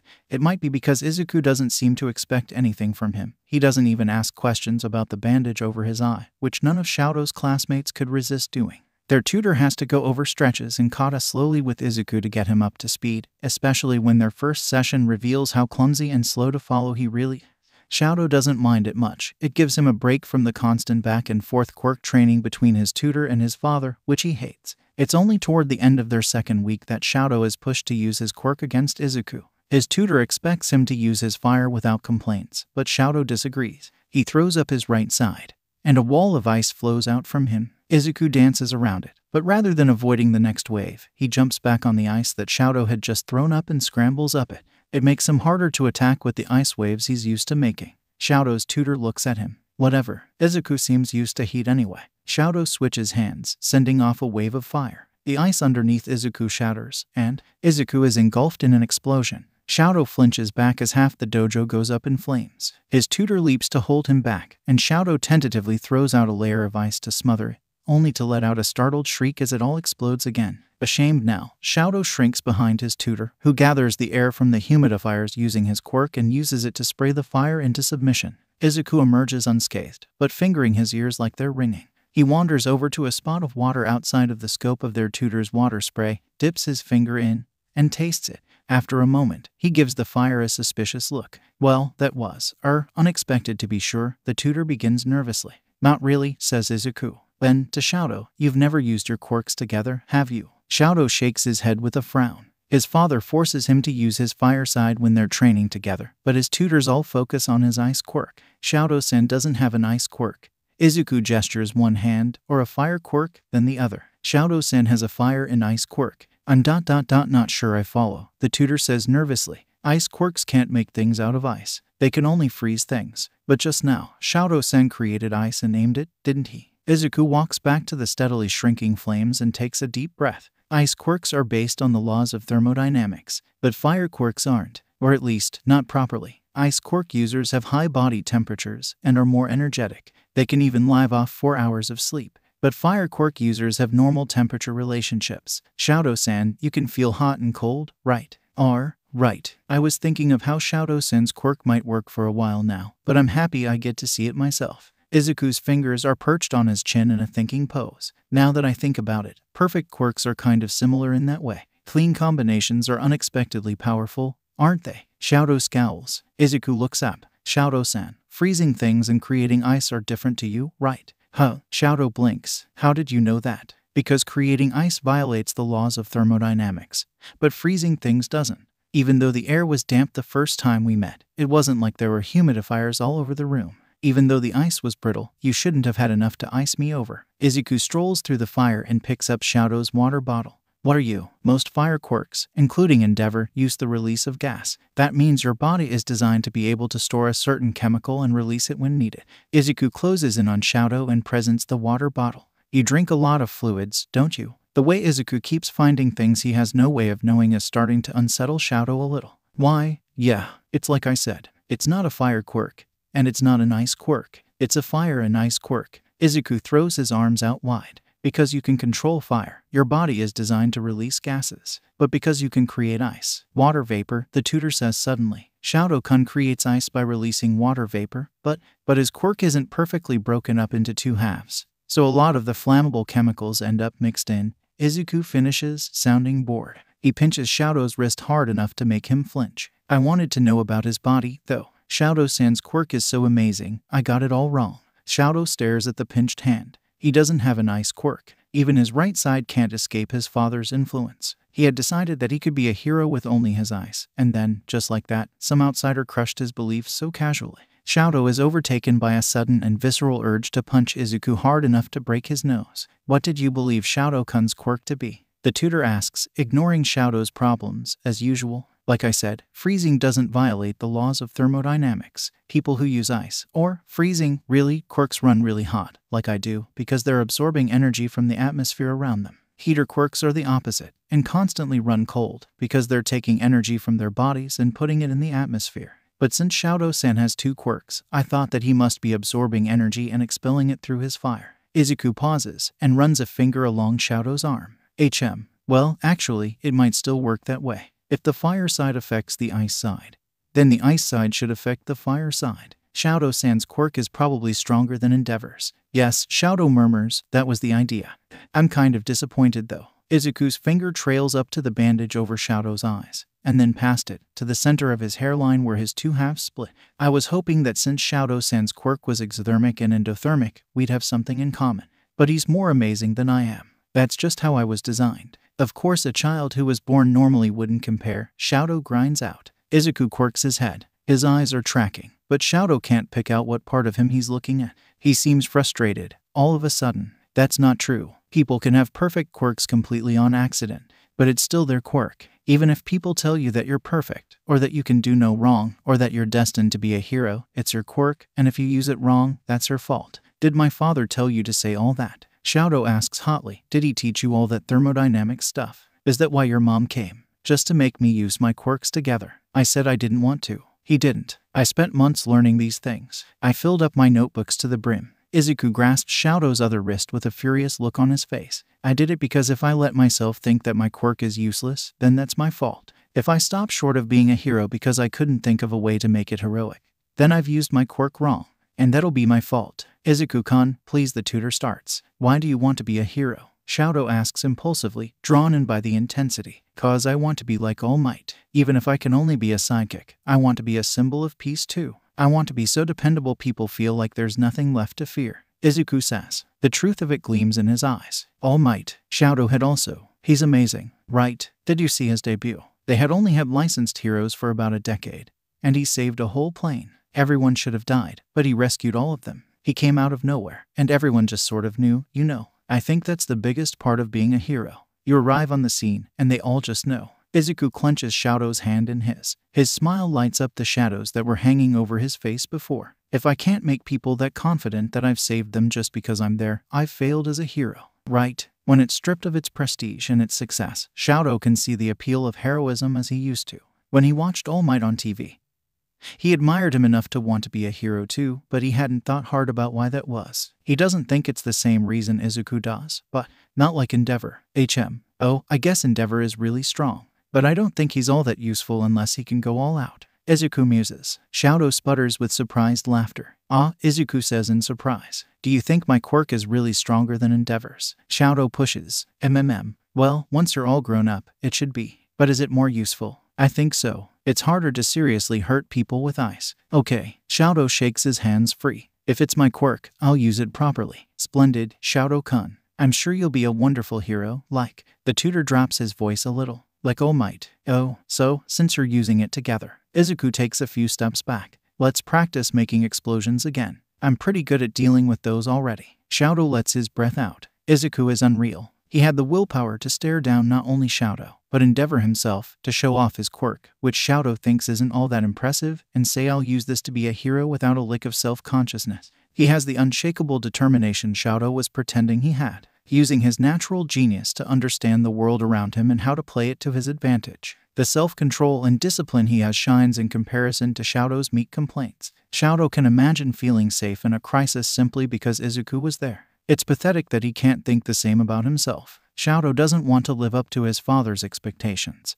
but he thinks he can settle for Izuku's, at least. Shoto-san is really nice. Izuku doesn't usually talk to people who aren't Kaken and his friends, especially not people his age, so he's excited sparring cram school is working so great with Shoto-san and his tutor. Izuku has forgotten the tutor's name, but Shoto-san doesn't seem to know either, so it probably doesn't matter. Izuku thinks Shoto-san wasn't sure what kind of person he was, so he didn't want to talk, but now Izuku is clear as clear can be, and Shoto-san gets it. Izuku knew he would. Everyone loves talking about All Might. See, friendship is easy. You don't have to be Kaken to get excited about All Might. In fact, it may actually be more desirable to not be Kaken. Ever, especially not right now. I said to shut up about Thermos What's-It. If I don't get it, I don't get it. Why do I need to know this stuff? My quirk is already awesome. Kaken hollers, kicking at Izuku's hand so he'll stop riding. Izuku thought that since they're alone today, Izuku would have enough of Kaken's attention to explain some of the basics of science to him, but apparently not. You say that, but I managed to figure out how to make your endurance better, didn't I? Izuku huffs. Then you do all the thinking. You're the sidekick, aren't you? Kaken scowls. If you fail the practical exam, you can't get into UA. You know, I'm doing just fine in school. You're just a freak who studies too much. Izuku looks back at his notes. Fine, I'll just tell you my ideas, but you better listen to them. I think heroes and sidekicks listening to each other is part of heroism. That's why I get to boss you around, Kaken says. Izuku wants to complain, but rather than pushing it, he takes his kit out of his metal lunchbox. Since you explode things, you're going to cause a lot of shrapnel. I want to see how your body deals with puncture wounds so you know if you should make it part of your costume. Is it going to hurt? Probably not more than getting punched. Izuku takes out his geometry compass. It's the only blunt point he owns that can safely be forced into the human body. Stand up. I'm going to put it in the side of your butt. What? Why? Because there's a bunch of fat in the butt, and it absorbs shock. I want to do it in the side of your butt so you can still sit down properly. So it'll hurt less. Yeah, lots of people recover from bullet wounds to the butt. At least Izuku is pretty sure they do. It's like the opposite of a kneecap. Oh, yeah, that makes sense, says Kaken, who is already intimately familiar with the concept of kneecapping, and also falling down and banging his knees. Hold still. Izuku holds him by his hip with one hand to steady both Kaken and his aim, and gives Kaken's side a quick jab, careful to avoid any bones. Kaken lets out a short scream of pain. Now check for broken skin. Kaken reaches down his pants and rubs it. Doesn't feel like it. He pulls his fingers out. No blood. That rules out most shrapnel. I can't test small high-speed pieces without seriously hurting you, which is bad, according to Izuku's mom, and I'll need a blunted scalpel to check how you deal with edges. I'll be throwing shrapnel at you too, though. My turn. Kaken makes grabby hands at the compass. Oh, good point. Izuku stands up and pulls his pants forward because he doesn't trust Kaken to guess where the side of his butt is. Kaken takes the compass and aims carefully. Izuku's knees buckle when the compass is driven in, and tears spill over. Kaken has way more endurance than he does. He checks to feel. The compass left a deep imprint, but it didn't break skin on him either. That's useful. Izuku records Kaken's durability in one notebook, and his own in another. Most people have shock-absorbing skin, though, so it's not a huge deal that they both have it. Izuku is pleased they're still compatible, though. He's building his base as a viable sidekick. Sooner or later, the populace won't think of one without thinking of the other. And also people won't worry about Kaken being too noisy and villainous because once they go to UA, Izuku will teach him manners. Not right now, though. The reason both of them can train so often together right now is because no one expects them to have manners. People with manners probably don't stab each other in the butt with compasses. Is this whole book about me? Kaken asks suddenly. Izuku flinches when Kaken picks up his book. It's already half full and caked in whiteout from each time he made an assumption and had it proven wrong, which has happened ...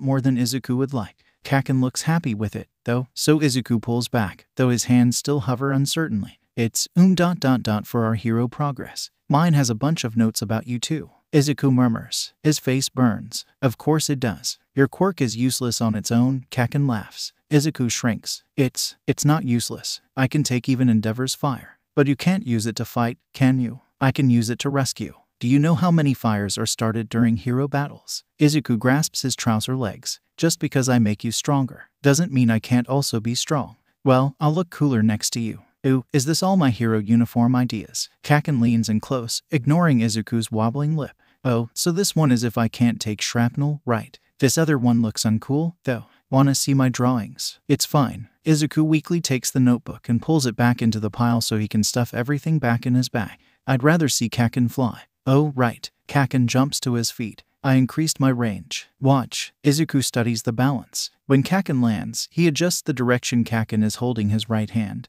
and warms his palms so he can blast off right away. It's no different from usual. When he gets worn out, Izuku clutches his bag to his chest. Kaken. Kaken opens one eye. He's breathing too heavily to say it with much energy. My birthday is next week, and I was wondering if you wanted to come to my house. Izuku asks hopefully. I dunno, maybe. Kaken closes his eyes again and sighs. Damn, hero training is so hard. It's good I got you. Everyone else just wants to mess around. He wasn't feeling confident, but that one comment gives Izuku enough energy to smile. Yeah, that's what sidekicks are for, after all. Shoto's idea of heroes has always been a simple split between heroes who are good and heroes who are bad, or heroes like Endeavor and heroes who aren't, and he's never thought beyond that. He didn't think he'd ever need to, and actually having someone describe their motivations and ideals has shaken him a bit. He never thought heroes had important personal motivations. He thought heroes just sorta happened, maybe, or when you overcame things, you became a hero. Heroism is a dream you have and then achieve,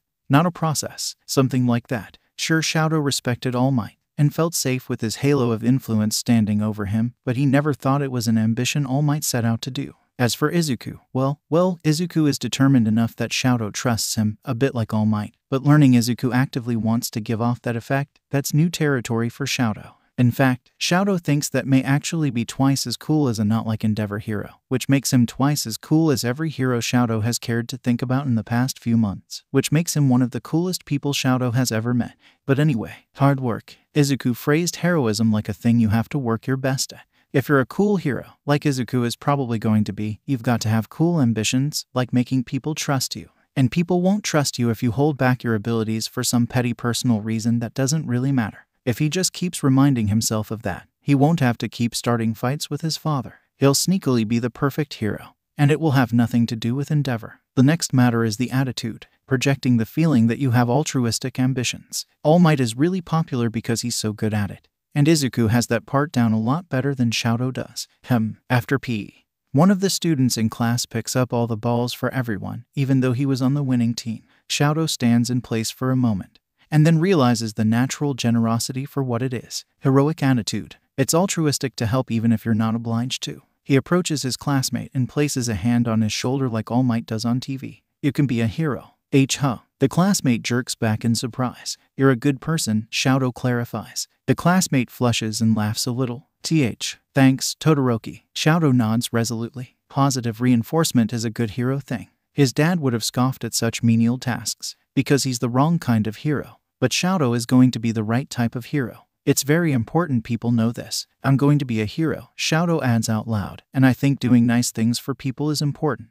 Me too. Xiaodo smiles and wanders back to the rest of his class. What else makes a good hero? Well, determination and confidence, but he doesn't like those. Definitely not a perfect quirk. There's no way Xiaodo would be a hero with just his quirk. He'd hate it. If he's going to use his quirk, he needs to find out the perfect way to make it useful, with ingenuity, just like Izuku does with his own.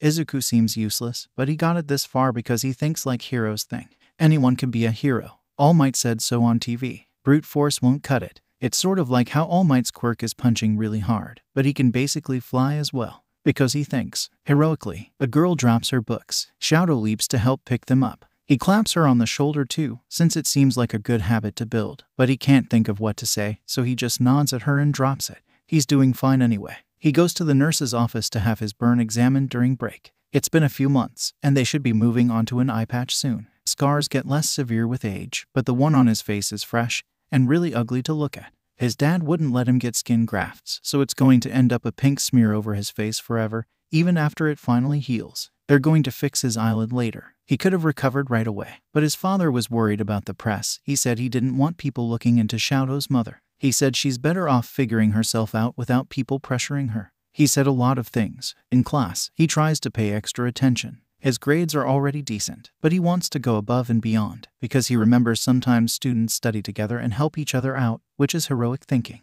Xiaodo is also worried that Izuku will leave him in the dust with all his complex science terminology. He's Xiaodo's age, but managed to figure out all that quirk stuff in seconds just by tasting his eyes. Xiaodo doesn't think being smart is heroic, per se, but it was still really cool, so he wants to understand anyway. He gets driven home, as always. Xiaodo looks up through his fringe at his father, waiting for him in the main entrance hall with his tutor. I heard you're finally willing to train both sides. Xiaodo shoots an accusatory look at his tutor, but doesn't answer. Good. Xiaodo ... You're finally seeing what you have to do. His father places a big, calloused hand on Xiaodo's head and ruffles his hair. The gesture of affection is strange, coming from him. It doesn't feel right. Xiaodo shifts uncomfortably. We'll be training a bit today, as well, the tutor adds eagerly. I'll supervise, then. I can spare an hour or two to see what Xiaodo's achieved so far. Xiaodo grimaces. They've spent all these sessions catching Izuku up. Without any quirks, yesterday was the first time Izuku was allowed to spar normally. He's worried his father will see Izuku fumble and misunderstand. Xiaodo's not used to thinking like a hero. He wants Izuku around more often so he can make sure he's not doing it wrong. It's not like he can call up All Might for one-on-one advice. They wait in the hall, with the tutor working Xiaodo through his hand-to-hand combat. No quirks. His father can't complain about that. He already knows the humidifiers need time to dampen the air. While they strike at each other, Xiaodo keeps nervously casting his eyes towards the door. If Izuku screws up, could Xiaodo find a heroic-minded person to help instead? He doesn't think so, not with his father breathing down his neck. What about his siblings? Are his siblings heroic-minded? He can't remember what they're like. He's barely ever spoken to them. There's a knock at the door. Xiaodo pulls his hand out of a strike he was aiming at the tutor's chest and gives his father a baleful look. Come on, I'd like to hear the boy's interpretation of your little change of heart. The grimace deepens. The tutor goes to the door and answers it. There, standing with his feet in the air, is Izuku. He's wearing thick work gloves and his training robes, held in a wobbly balance that doesn't look like it'll hold. Izuku carefully walks with splayed palms all the way to the center of the training hall. Endeavor is staring. The tutor is staring. Xiaodo might be staring as well. Okay, Izuku huffs. He bounces his elbows a few times, nods, and with a sudden burst of warm air, flips upright. He doesn't manage to get his center of gravity far enough, and has to shuffle backwards to accommodate. He still looks satisfied, and glances towards Xiaodo with a grin. Then he notices Xiaodo's father. Sir, what was that? Endeavor asks with a slow, deliberate tone of voice that makes Xiaodo's stomach churn. He's not allowed to hit Izuku, right? I was practicing balancing, sir, Izuku says quickly. I don't want to be disoriented if I lose my balance and fall back, or if I injure my legs and need to walk on my hands, or if I have to do a backflip and... The flip, Endeavor interrupts. Oh, that was my quirk. Your temperature moderation quirk. Yeah. Izuku raises his hands and releases a burst of warm air that ruffles Xiaodo's hair. I can release warm air sometimes, especially if I hold my breath. Enough to propel you. I was hoping I could, but it looks like I can't. Hopefully I can in the future. I ran an experiment with my mom where the amount of pressure I release, the temperature, and the length I can release it was recorded, and I figured it out. He holds his breath, touches the back of his neck, and then releases the air again. This time, it's a blast of hot air. The higher the temperature, the more the warm air expands, the more hot air rises, right? Like like in movies with the pressure stuff that expands so fast all the screws and bolts and things will pop out, because the air is expanding. I can do that inside my body. Endeavor folds his arms. And where are you getting this temperature? Izuku turns around and loosens his robe to reveal a small dot of glowing orange skin, surrounded by a ring of warm red. I have to keep it small, or else it'll expand too fast like the blowtorch experiment did. Shado's mouth parts. Did he just fabricate a second quirk by manipulating the rules of his first one? Endeavor looks stunned too, but after a second, he bursts into laughter and reaches out. Shadow twitches, but all Endeavor does is place a hand on Izuku's head. Not bad. A worthy mind, as well as a useful body. Thank you, sir, Izuku says quietly. Shadow, Endeavor shouts, and Shadow flinches again. I want you to think of 5 new techniques with your quirk that don't involve covering something with ice or fire by the end of the month. But I only just started to. You've been training each individually for years. Shadow, Endeavor booms, loud and deep. If you have this boy to assist you, surely you'll think of something. You're not going to match All Might by simply having a quirk. Shadow's eyes water and he opens his mouth to argue. But when he meets Endeavor's glare, he shrivels and bows his head. Yes, I'll leave you to it. I want to see the results all at once. Endeavor removes his hand from Izuku's head and marches out the door, slamming it behind him. Shadow's lip trembles, and he bites down on it. He doesn't have the will to look at Izuku. Izuku makes a small humming noise. I can probably get all 5 right away. The first one's definitely explosions. Why'd you have to do that? Shadow asks quietly. Why'd you have to show off in front of him? Izuku blinks slowly. He asked me how I did it. I had to answer him. Why'd you have to come in so weird in the first place? Shadow's voice rises to a half shout. I didn't think anyone else would be here. Izuku stares at him for a second, before frowning. I'm sorry. Shadow clenches his teeth and looks away. So, explosions. Izuku taps his chin with the crook of his finger. But Shadow-san's reactions don't feel like Kaken's at all. The flexibility depends on tiny stuff like that. So you can't think of anything. Shadow asks nervously. The tutor steps in. Well, we have a month, so we can. Shadow-san, Izuku interrupts. Can you coat your hands in ice using the reflex you use for your fire, and then set them on fire? They'll explode, Shadow argues. Wear earplugs, Izuku suggests. At a loss, Shadow coats his hands in several layers of ice and sticks them as far away from his body as possible. He gives Izuku a nervous look. Izuku smiles at Shadow's hands, waiting patiently for results, so Shadow has no choice but to go ahead and do it. With a twitch starting at his shoulders, his flames slide down his arms in a smooth arc that ruffles his sleeves before ballooning into a searing explosion of flame with a core so white it makes Shadow's damp eyes brim with new tears. A streak of blue fire blooms back up towards his face. He flinches away, and the muscles in his injured eye twitch rapidly. They die down to a steady flourish. Izuku takes a finger in his hands and smells it, then fidgets with the other digits for a minute, until finally the flames dissipate. It's not detonating, Izuku mumbles, at least, not in the traditional way. It's more like a fireball from gasoline. The explosive element might have been because the air in the ice was expanding. Shadow's ice structures are usually hollow. Expanding gases make metal boilers and stuff creak and pop bolts and explode. How scientific, the tutor mutters under his breath. Very. I don't know enough to write them in papers though. Izuku pops one of Shadow's fingers in his mouth, making Shadow wrinkle his nose. Izuku lets it sit there even after licking it, biting down every now and then before releasing it. It tastes stronger when you're doing it intentionally, Obviously, Shadow says.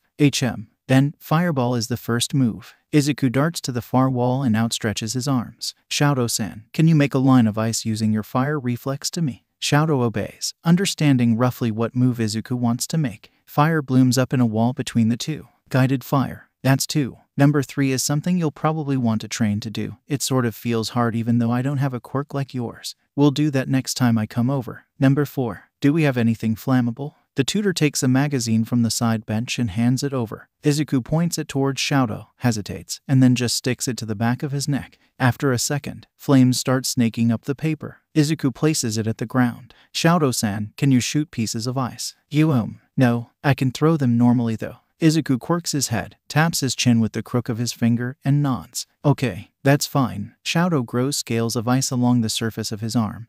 Mood picking up now. He needs to toss a few times before he manages to hit the flaming magazine. It explodes. Number 4, says Izuku. Number 5, Well, it doesn't have to be for combat, right? He didn't specify. No, the tutor says slowly. Okay, good. Number 5. Shoto-sen, I think it might be hard to switch between flame reflex and do your ice quirk how it works with your mom and sister, so can you only use ice from the atmosphere? Of course, Shoto says defensively. You didn't explode when I had to cool you off during your introduction, remember? Oh, yeah, I forgot. Okay, Sensei, do you have a pen? Izuku asks. The tutor has to get one from the changing room. Izuku bounces on his heels, looking pleased. Shoto shifts from foot to foot, feeling excited too. How many ideas for my moves do you have? Shoto asks. Izuku quirks his head. About 12 before I realized your flame-based ice doesn't detonate. Maybe 8. Just now. Oh, no, I spent all night planning them out. Your quirk is really interesting, and you sounded like you didn't want to use it like one or the other. I thought it was a shame if you became a hero feeling bad about your quirk. Oh, no,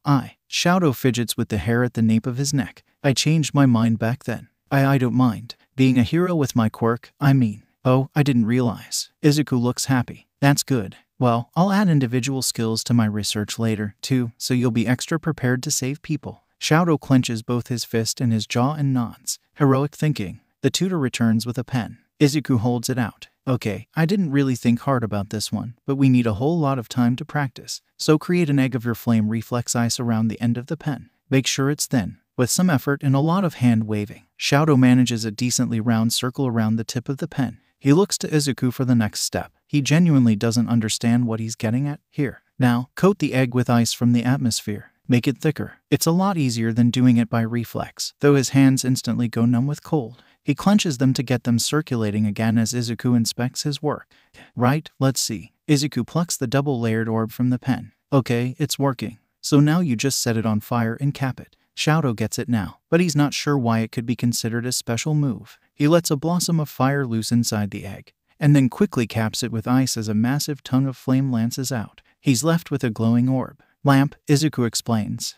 Oh, for rescue, the tutor realizes. Yeah, Shoto-san doesn't really need flashlights with his quirk, so this way it's kinda like sharing. Heroic thinking. This one's my favorite move, Shoto says immediately, so Izuku knows he's a heroic thinker. Okay, we'll train this one a lot too, then. Izuku beams. So you like my ideas? Really? You're so smart. You're like a genius. Izuku turns a little pink and rubs the back of his head shyly. Shoto narrows his eyes. He almost forgot. With a hand covered in atmospheric ice, he touches the back of Izuku's neck. Don't let that keep going. Oh, sorry, I forgot I left it like that. Izuku bows his head so Shoto can access the spot of red-hot skin easier. Thank you, Shoto-san.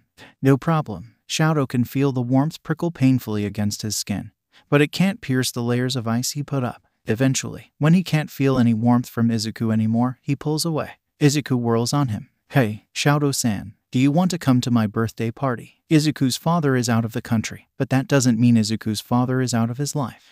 More or less. I have no idea how to get back home, his dad sighs through the tinny speaker. I'm sorry, Izuku. I know this is important to you, but can you call on the video? Izuku interrupts, clutching his mom's phone tightly to his ear. Probably not. My connection is. He's right, of course. The call is fizzing and popping, even on a landline. Izuku kicks his legs back and forth. Can you call me for my whole birthday? I think I may be able to do that, at least. Okay, good. Make sure you get a cake in where you are so you can eat cake with us. Izuku bounces on his seat. We're eating Black Forest cake, so that's the cake you have to buy. I'll do that. Have you got my present? Izuku leans over eagerly. We got it. It doesn't make any noise when I shake it and it's not very heavy. What is it? Is it made of fabrics? You'll just have to wait and see, won't you? How's school? Izuku's mood sours a little. Okay, me and Kaken are figuring out hero costumes, and I think I made a friend because he said he's coming to my birthday. He's really nice and likes All Might a lot and lets me play with his quirk. If you have any toys and stuff like what I got on my 6th birthday, I would like that as well, please.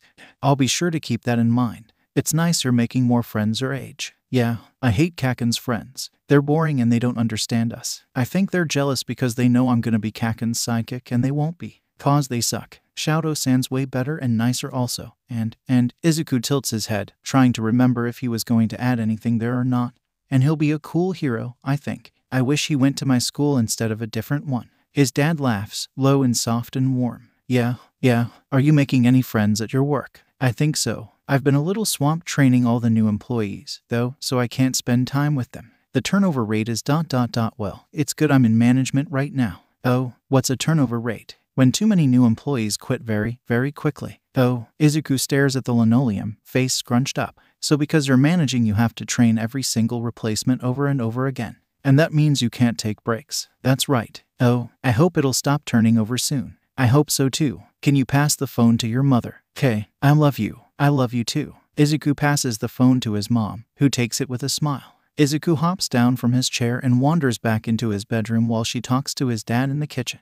This isn't going to be his best birthday ever, but it's going to pretty good, and that's what really matters. Shoto has never celebrated a person's birthday before, maybe his own. His mother would give him a small little celebration with just the two of them. So maybe he sort of knows. There's a cake and gifts and ... and he's allowed to do more things than usual. There's never any training on his birthday. There's special days. This year will be his first birthday without his mom, so he doesn't know what birthdays are like now. He hopes they still have no training. It's okay if there's no cake. Shoto's fingers twitch in his lap. So ... well, he ought to give Izuku a gift. That's how it's meant to happen. Gift giving. Of course, he doesn't think his father will let him buy a present for Izuku. He's not sure his father would buy a present on Shoto's behalf, either. It might be hard to even get to the party. Endeavor's legacy is his best-kept secret. And Shoto is usually forbidden from spending time with other children his age. And even if Izuku is privy to the goings-on of the Todoroki household, even if his father likes Izuku, Shoto doubts he's going to be able to show up, gift in hand, unless he's sneaky about it. Shoto has to go straight home after school, and he hates being followed around by attendants, so he hasn't gotten the opportunity to buy things with his allowance. When he pulls it out of his drawer, it looks like a lot of money. He's never counted it. This is present money. Now, to get his present money out of the building and exchange it for presents, his tutor must have informed his father about Izuku's birthday by now. If he's seen, they'll know what he's up to. He has to proceed with the utmost caution. Many heroes use stealth to their advantage. This can be considered training. Shoto opens his window and peeks through it. His bedroom is on the second floor, and outside the hallway around his room is a balcony that overlooks the inner yard. If he goes down the stairs or down over the side of the balcony, he'll definitely be seen by somebody. However, the bedroom window is a straight drop. Well, there's a ring of wood supports, but Shoto doesn't think that counts. It's not like he can drop straight down. He narrows his eyes. How would Izuku escape? Well, there's ...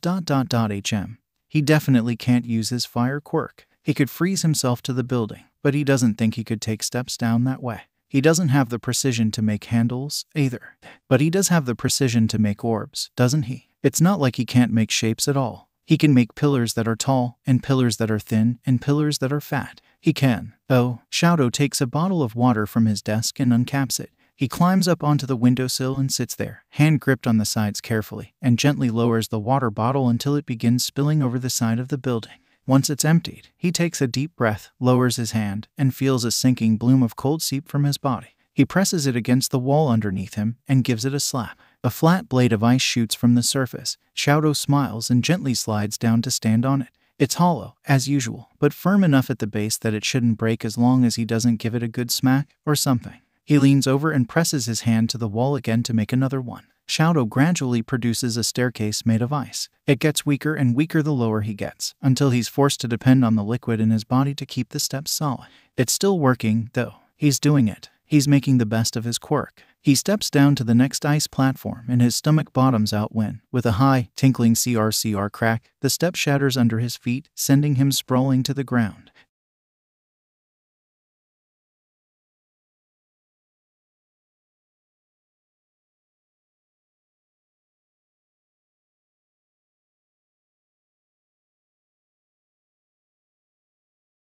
The window directly above him whips open, revealing his sister. Shoto, she balks. Shoto looks up at her with a wide, horrified eye. His ribcage aches too much to risk wasting his air to say anything.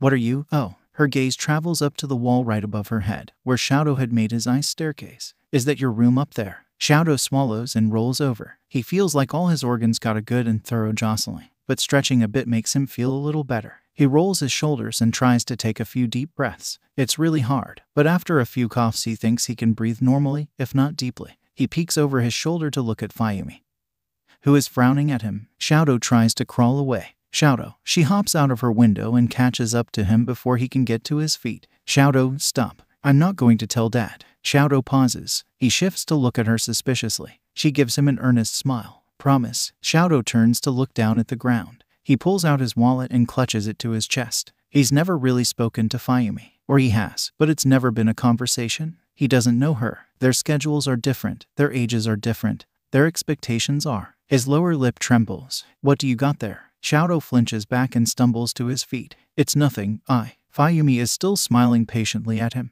If she notices the tears welling in his visible eye, she doesn't show it. No longer how long the silence stretches, she doesn't demand for him to answer. She just looks expectantly, without judgment. Xiaodo bites down on his trembling lip and parts his hands so she can see. A wallet. She leans in closer. You trying to go buy something? He nods. What are you getting?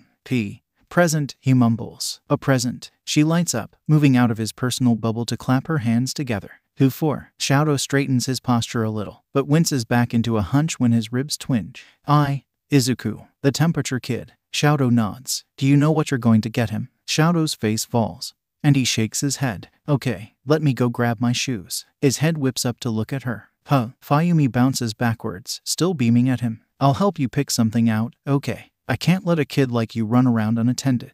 Wait here for me. She bounds back into her bedroom window, leaving Xiaodo alone in the bushes around their house. A weaker pillar falls from the wall and drops to the grass with a hollow thunk. He hears her door opening, and then footsteps leading away. He follows the direction they went, even when he can't hear them, to the front of the house. After a second, he can hear a small little thump, a click, and Fayumi bounds out of the house. She whirls to look to the side of the house, where Xiaodo is standing meekly. Let's go. Fayumi didn't expect her first meeting with her youngest sibling to be in an act of open rebellion.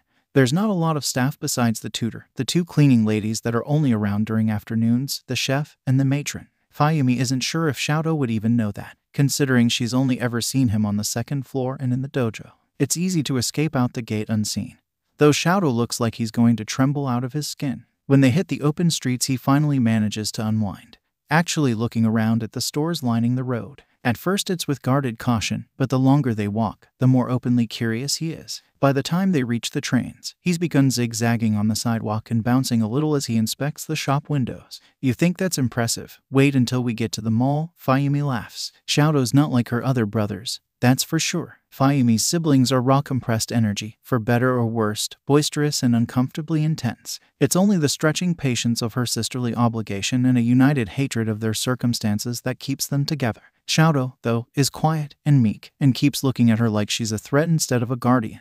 Ever so often, he'll remember that she's standing behind him, and his excitement will flag, but then he'll get distracted by something new and get wrapped up in it again. It's like he's seeing the world for the first time. Is he seeing the world for the first time? Suddenly nervous now, Fayumi outstretches her hand. As Xiaodo, hold my hand while we're on the train, okay. Xiaodo stares at her hand for what feels like forever before he finally takes it in his own. Fayumi tugs him lightly into Musutafu Station, careful to avoid any crowds. She doesn't know how notorious Xiaodo is. He goes to school as a Todoroki, doesn't he? But if he's allowed to go to school, does that mean he's not usually bothered? She wishes she could have gotten to know this kid before taking him out this far, but it's too late to stop now. She buys tickets for both of them, and they wait for their train to come. Xiaodo leans over the edge, peering into the tunnel. Where are we going? Kiyashi Ward. It's the nearest Tokyo ward, and the one less likely to be overloaded with people on the way back. She's been stuffed in a Tokyo train car before, and it wasn't fun. We're going to go to the mall. The mall, Xiaodo repeats sullenly to himself. The mall has more specialty and hobby stores, so you're likely to find things your friend doesn't have yet, Fayumi explains. Friend, Xiaodo repeats, twice as grimly, widening his eyes slightly. Why, yeah. Do you know what sort of things Midoriya-kun likes? He likes heroes, Xiaodo says resolutely. Yeah, I figured. Anything more specific? All Might. He likes All Might. He's going to be like All Might someday. Okay, I think it'll be easy to find some nice collectibles for him. Is it for his birthday? Xiaodo nods and stops talking after that. They board the train, and Xiaodo looks so panicked by the train as an entity that Fayumi takes a seat and pulls him close next to her.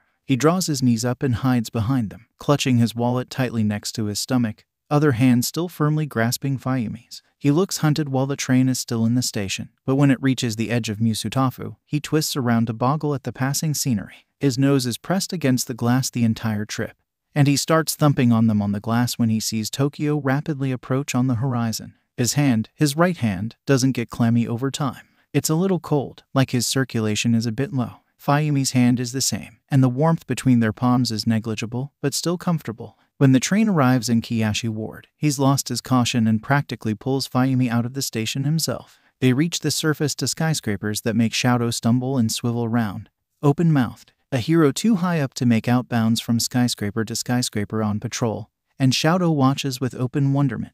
It's so big, he finally blurts. Sure is, she laughs. He must not have ever seen a building over 6 stories before. It's like this in downtown Musutafu too, you know. It is, Xiaodo gasps. Sure, there's office buildings and apartments. Oop, careful. She pulls him away from the road he was wandering towards in order to get a better look at the buildings. You've never seen skyscrapers before. He shakes his head. The buildings around school are short, and there's tiny malls. Strip malls, he means. So he has seen them before. The Kiyashi Ward Mall is this way, Fayumi says, pulling him back down the street. He stumbles to follow her, and clutches her side when they have to cross the road. The crowds are much thicker in Tokyo, and Xiaodo looks petrified by that fact. Soon the familiar WOOKIES sign comes into view, bookended by palm trees, and the towering presence of the mall itself behind it. Fayumi is careful to watch for Xiaodo's height as she ascends. She's never had to walk with someone as short as he is.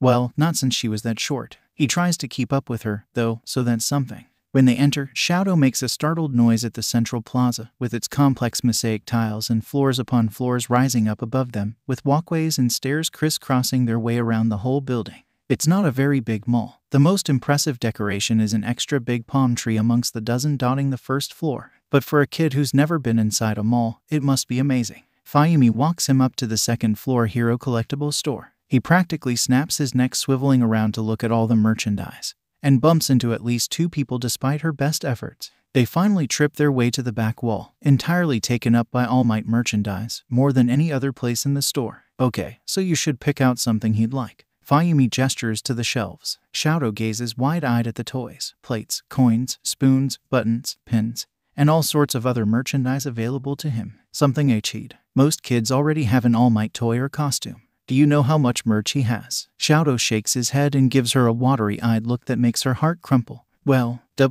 he probably doesn't have the collectibles, and it being All Might would mean he'd treasure it more. She looks around and perks up at a rack in the corner. Oh, how about that? They approach the store's collection of All Might apparel. It's not a toy store, so they're all too big for a child. But there is a limited run Wookiees exclusive. She points at the hoodie. He definitely wouldn't have that one. It's big, Xiaodo frowns. That way he can wear it forever. I think that makes it special. She pulls it from the rack and shows him. The normally blue base is a gradient between black and blue, and the ribbed bottom is defined in gold thread.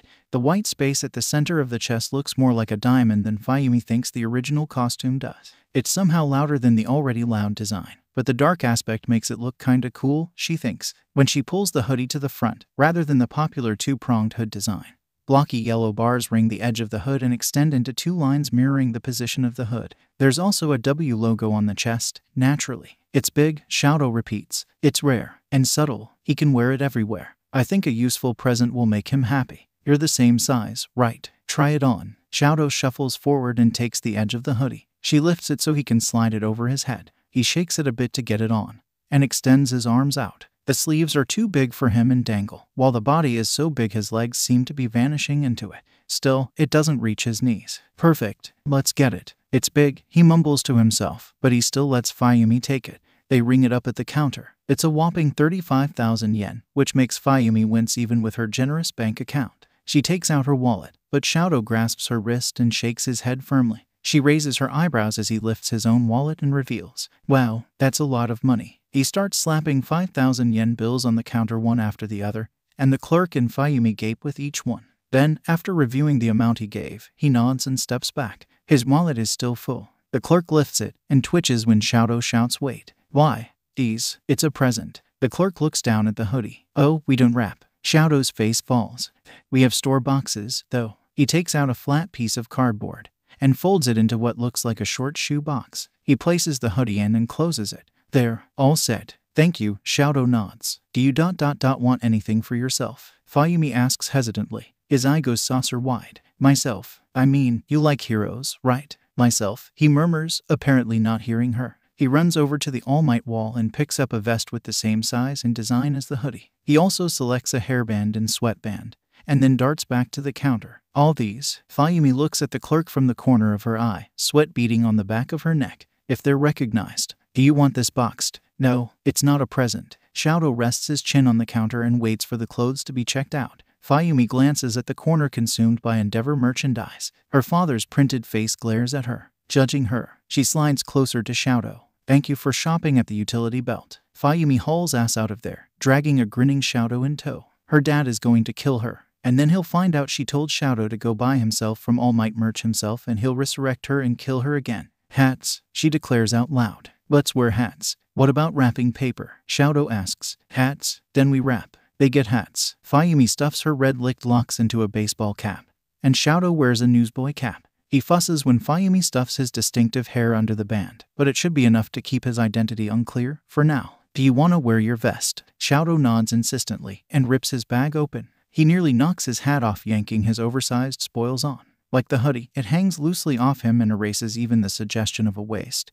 But he at least looks like has shoulders. He raises his arms and presents it smugly. Definitely a rebellious streak in this kid. You look great. Fayumi cheers. And you'll match. I bet he'll love it. It's All Might, Shadow says, still smug. Yeah, Dad'll kill you if he sees that. The smug look intensifies. Well, it's official. She loves him unconditionally. If she fakes her death, she's taking Shadow before he learns he's allowed to talk smack to her. Let's see, the craft shop is. She sits up and looks around, trying to remember the layout of the mall. Clothing store, art store, clothing store, chocolate store. And wait, what's that? A shadow is lingering around the last visible store, and as she tries to make it out, it grows larger. The people nearby hop out of the way as it lances across the walls, spreading up past its floor. What quirk is that? Fayumi wonders out loud. That's illegal, Shadow declares. Oh, yeah, you're right. Honestly, what kind of? The shadow hits the windowed roof, and then suddenly, the entire building goes dark. Shadow jumps and falls into Fayumi's arms. She squeezes him nervously and tries to make out the quirk in the remaining light coming from the mall stores. It doesn't seem to be moving anymore. Was making it dark in here just the goal?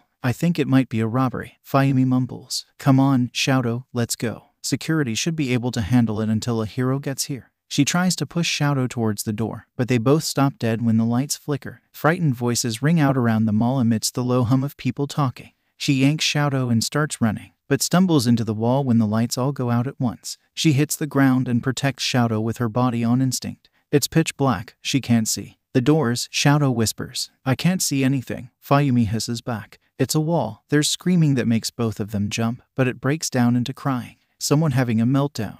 Fayumi's breath stutters. She's in middle school. How could she fight off a villain if one attacked her? Her quirk can't help her out of here. Her dad is going to find out she let Shadow get hospitalized or worse and then kill her. Shadow squirms out from underneath her. It's okay. Shadow, stay close to me. If I can't feel you, I won't be able to. It's okay. Because I'm here. Then, with a lick of vivid orange light, Shadow's left side erupts into flames. It's more intense than she thought. It's less bombastic than his older brother's fire. But he's holding it consistently, pure and vivid, and gently licking up his side, illuminating their corner of the mall. He sticks out a finger, and a thin web of ice forms around it. Then a thick layer of ice starts to spread over it. He plucks it from his hand, sticks in a flaming finger, and a bloom of light fills the orb. He fills the hole with a cap and extinguishes the fire licking up his skin. When did you learn how to? It's easy. Just heroic thinking. He kneels over and rolls it along the floor, towards the door. And then, more light. A tentative glow at first, but then a whole spray of green orbs. Then a strike of electricity that illuminates the crowds coming from the body of an older man. Someone whose entire body is glowing emerges from one of the stores. Fayumi breathes out a laugh as more and more people with quirks that give off light start making their way across the mall, towards the doors. Fayumi breathes a laugh. Will you look at that? The doors aren't locked, though the shadow is coating the glass. Someone holds them open and starts escorting people out. Shadow asks for a water bottle and creates 10 more orbs. He gives them to someone staying behind to use as markers for whoever is going to find the shadow quirk user. A little All Might, aren't you? The man laughs. You're going to be a great hero. Shadow's smile is so bright it could light up the whole mall by itself. They sit at an outdoor table for one of the restaurants, watching the shadows creep over the glass, away from the swarm of people escaping from the front doors. She shoos away a bee in size. If she leaves now, chances are she'll be stuffed in a train with all these people, but they'll definitely have to close the place down to investigate. Fayumi doesn't think she's ever seen a quirk this vast before. Coming to a decision, she stands. Come on, Shadow. Tokyo's a big city. I'm sure there's a street-level craft shop somewhere. It's her first time spending time with this kid, and there's no way she's going to squander it. Okay, sadly the chapter is over. And if you enjoyed the video, just leave a like and subscribe with post notification, so when the next chapter is ready, you will be notified. Okay, see you in the next video. Bye.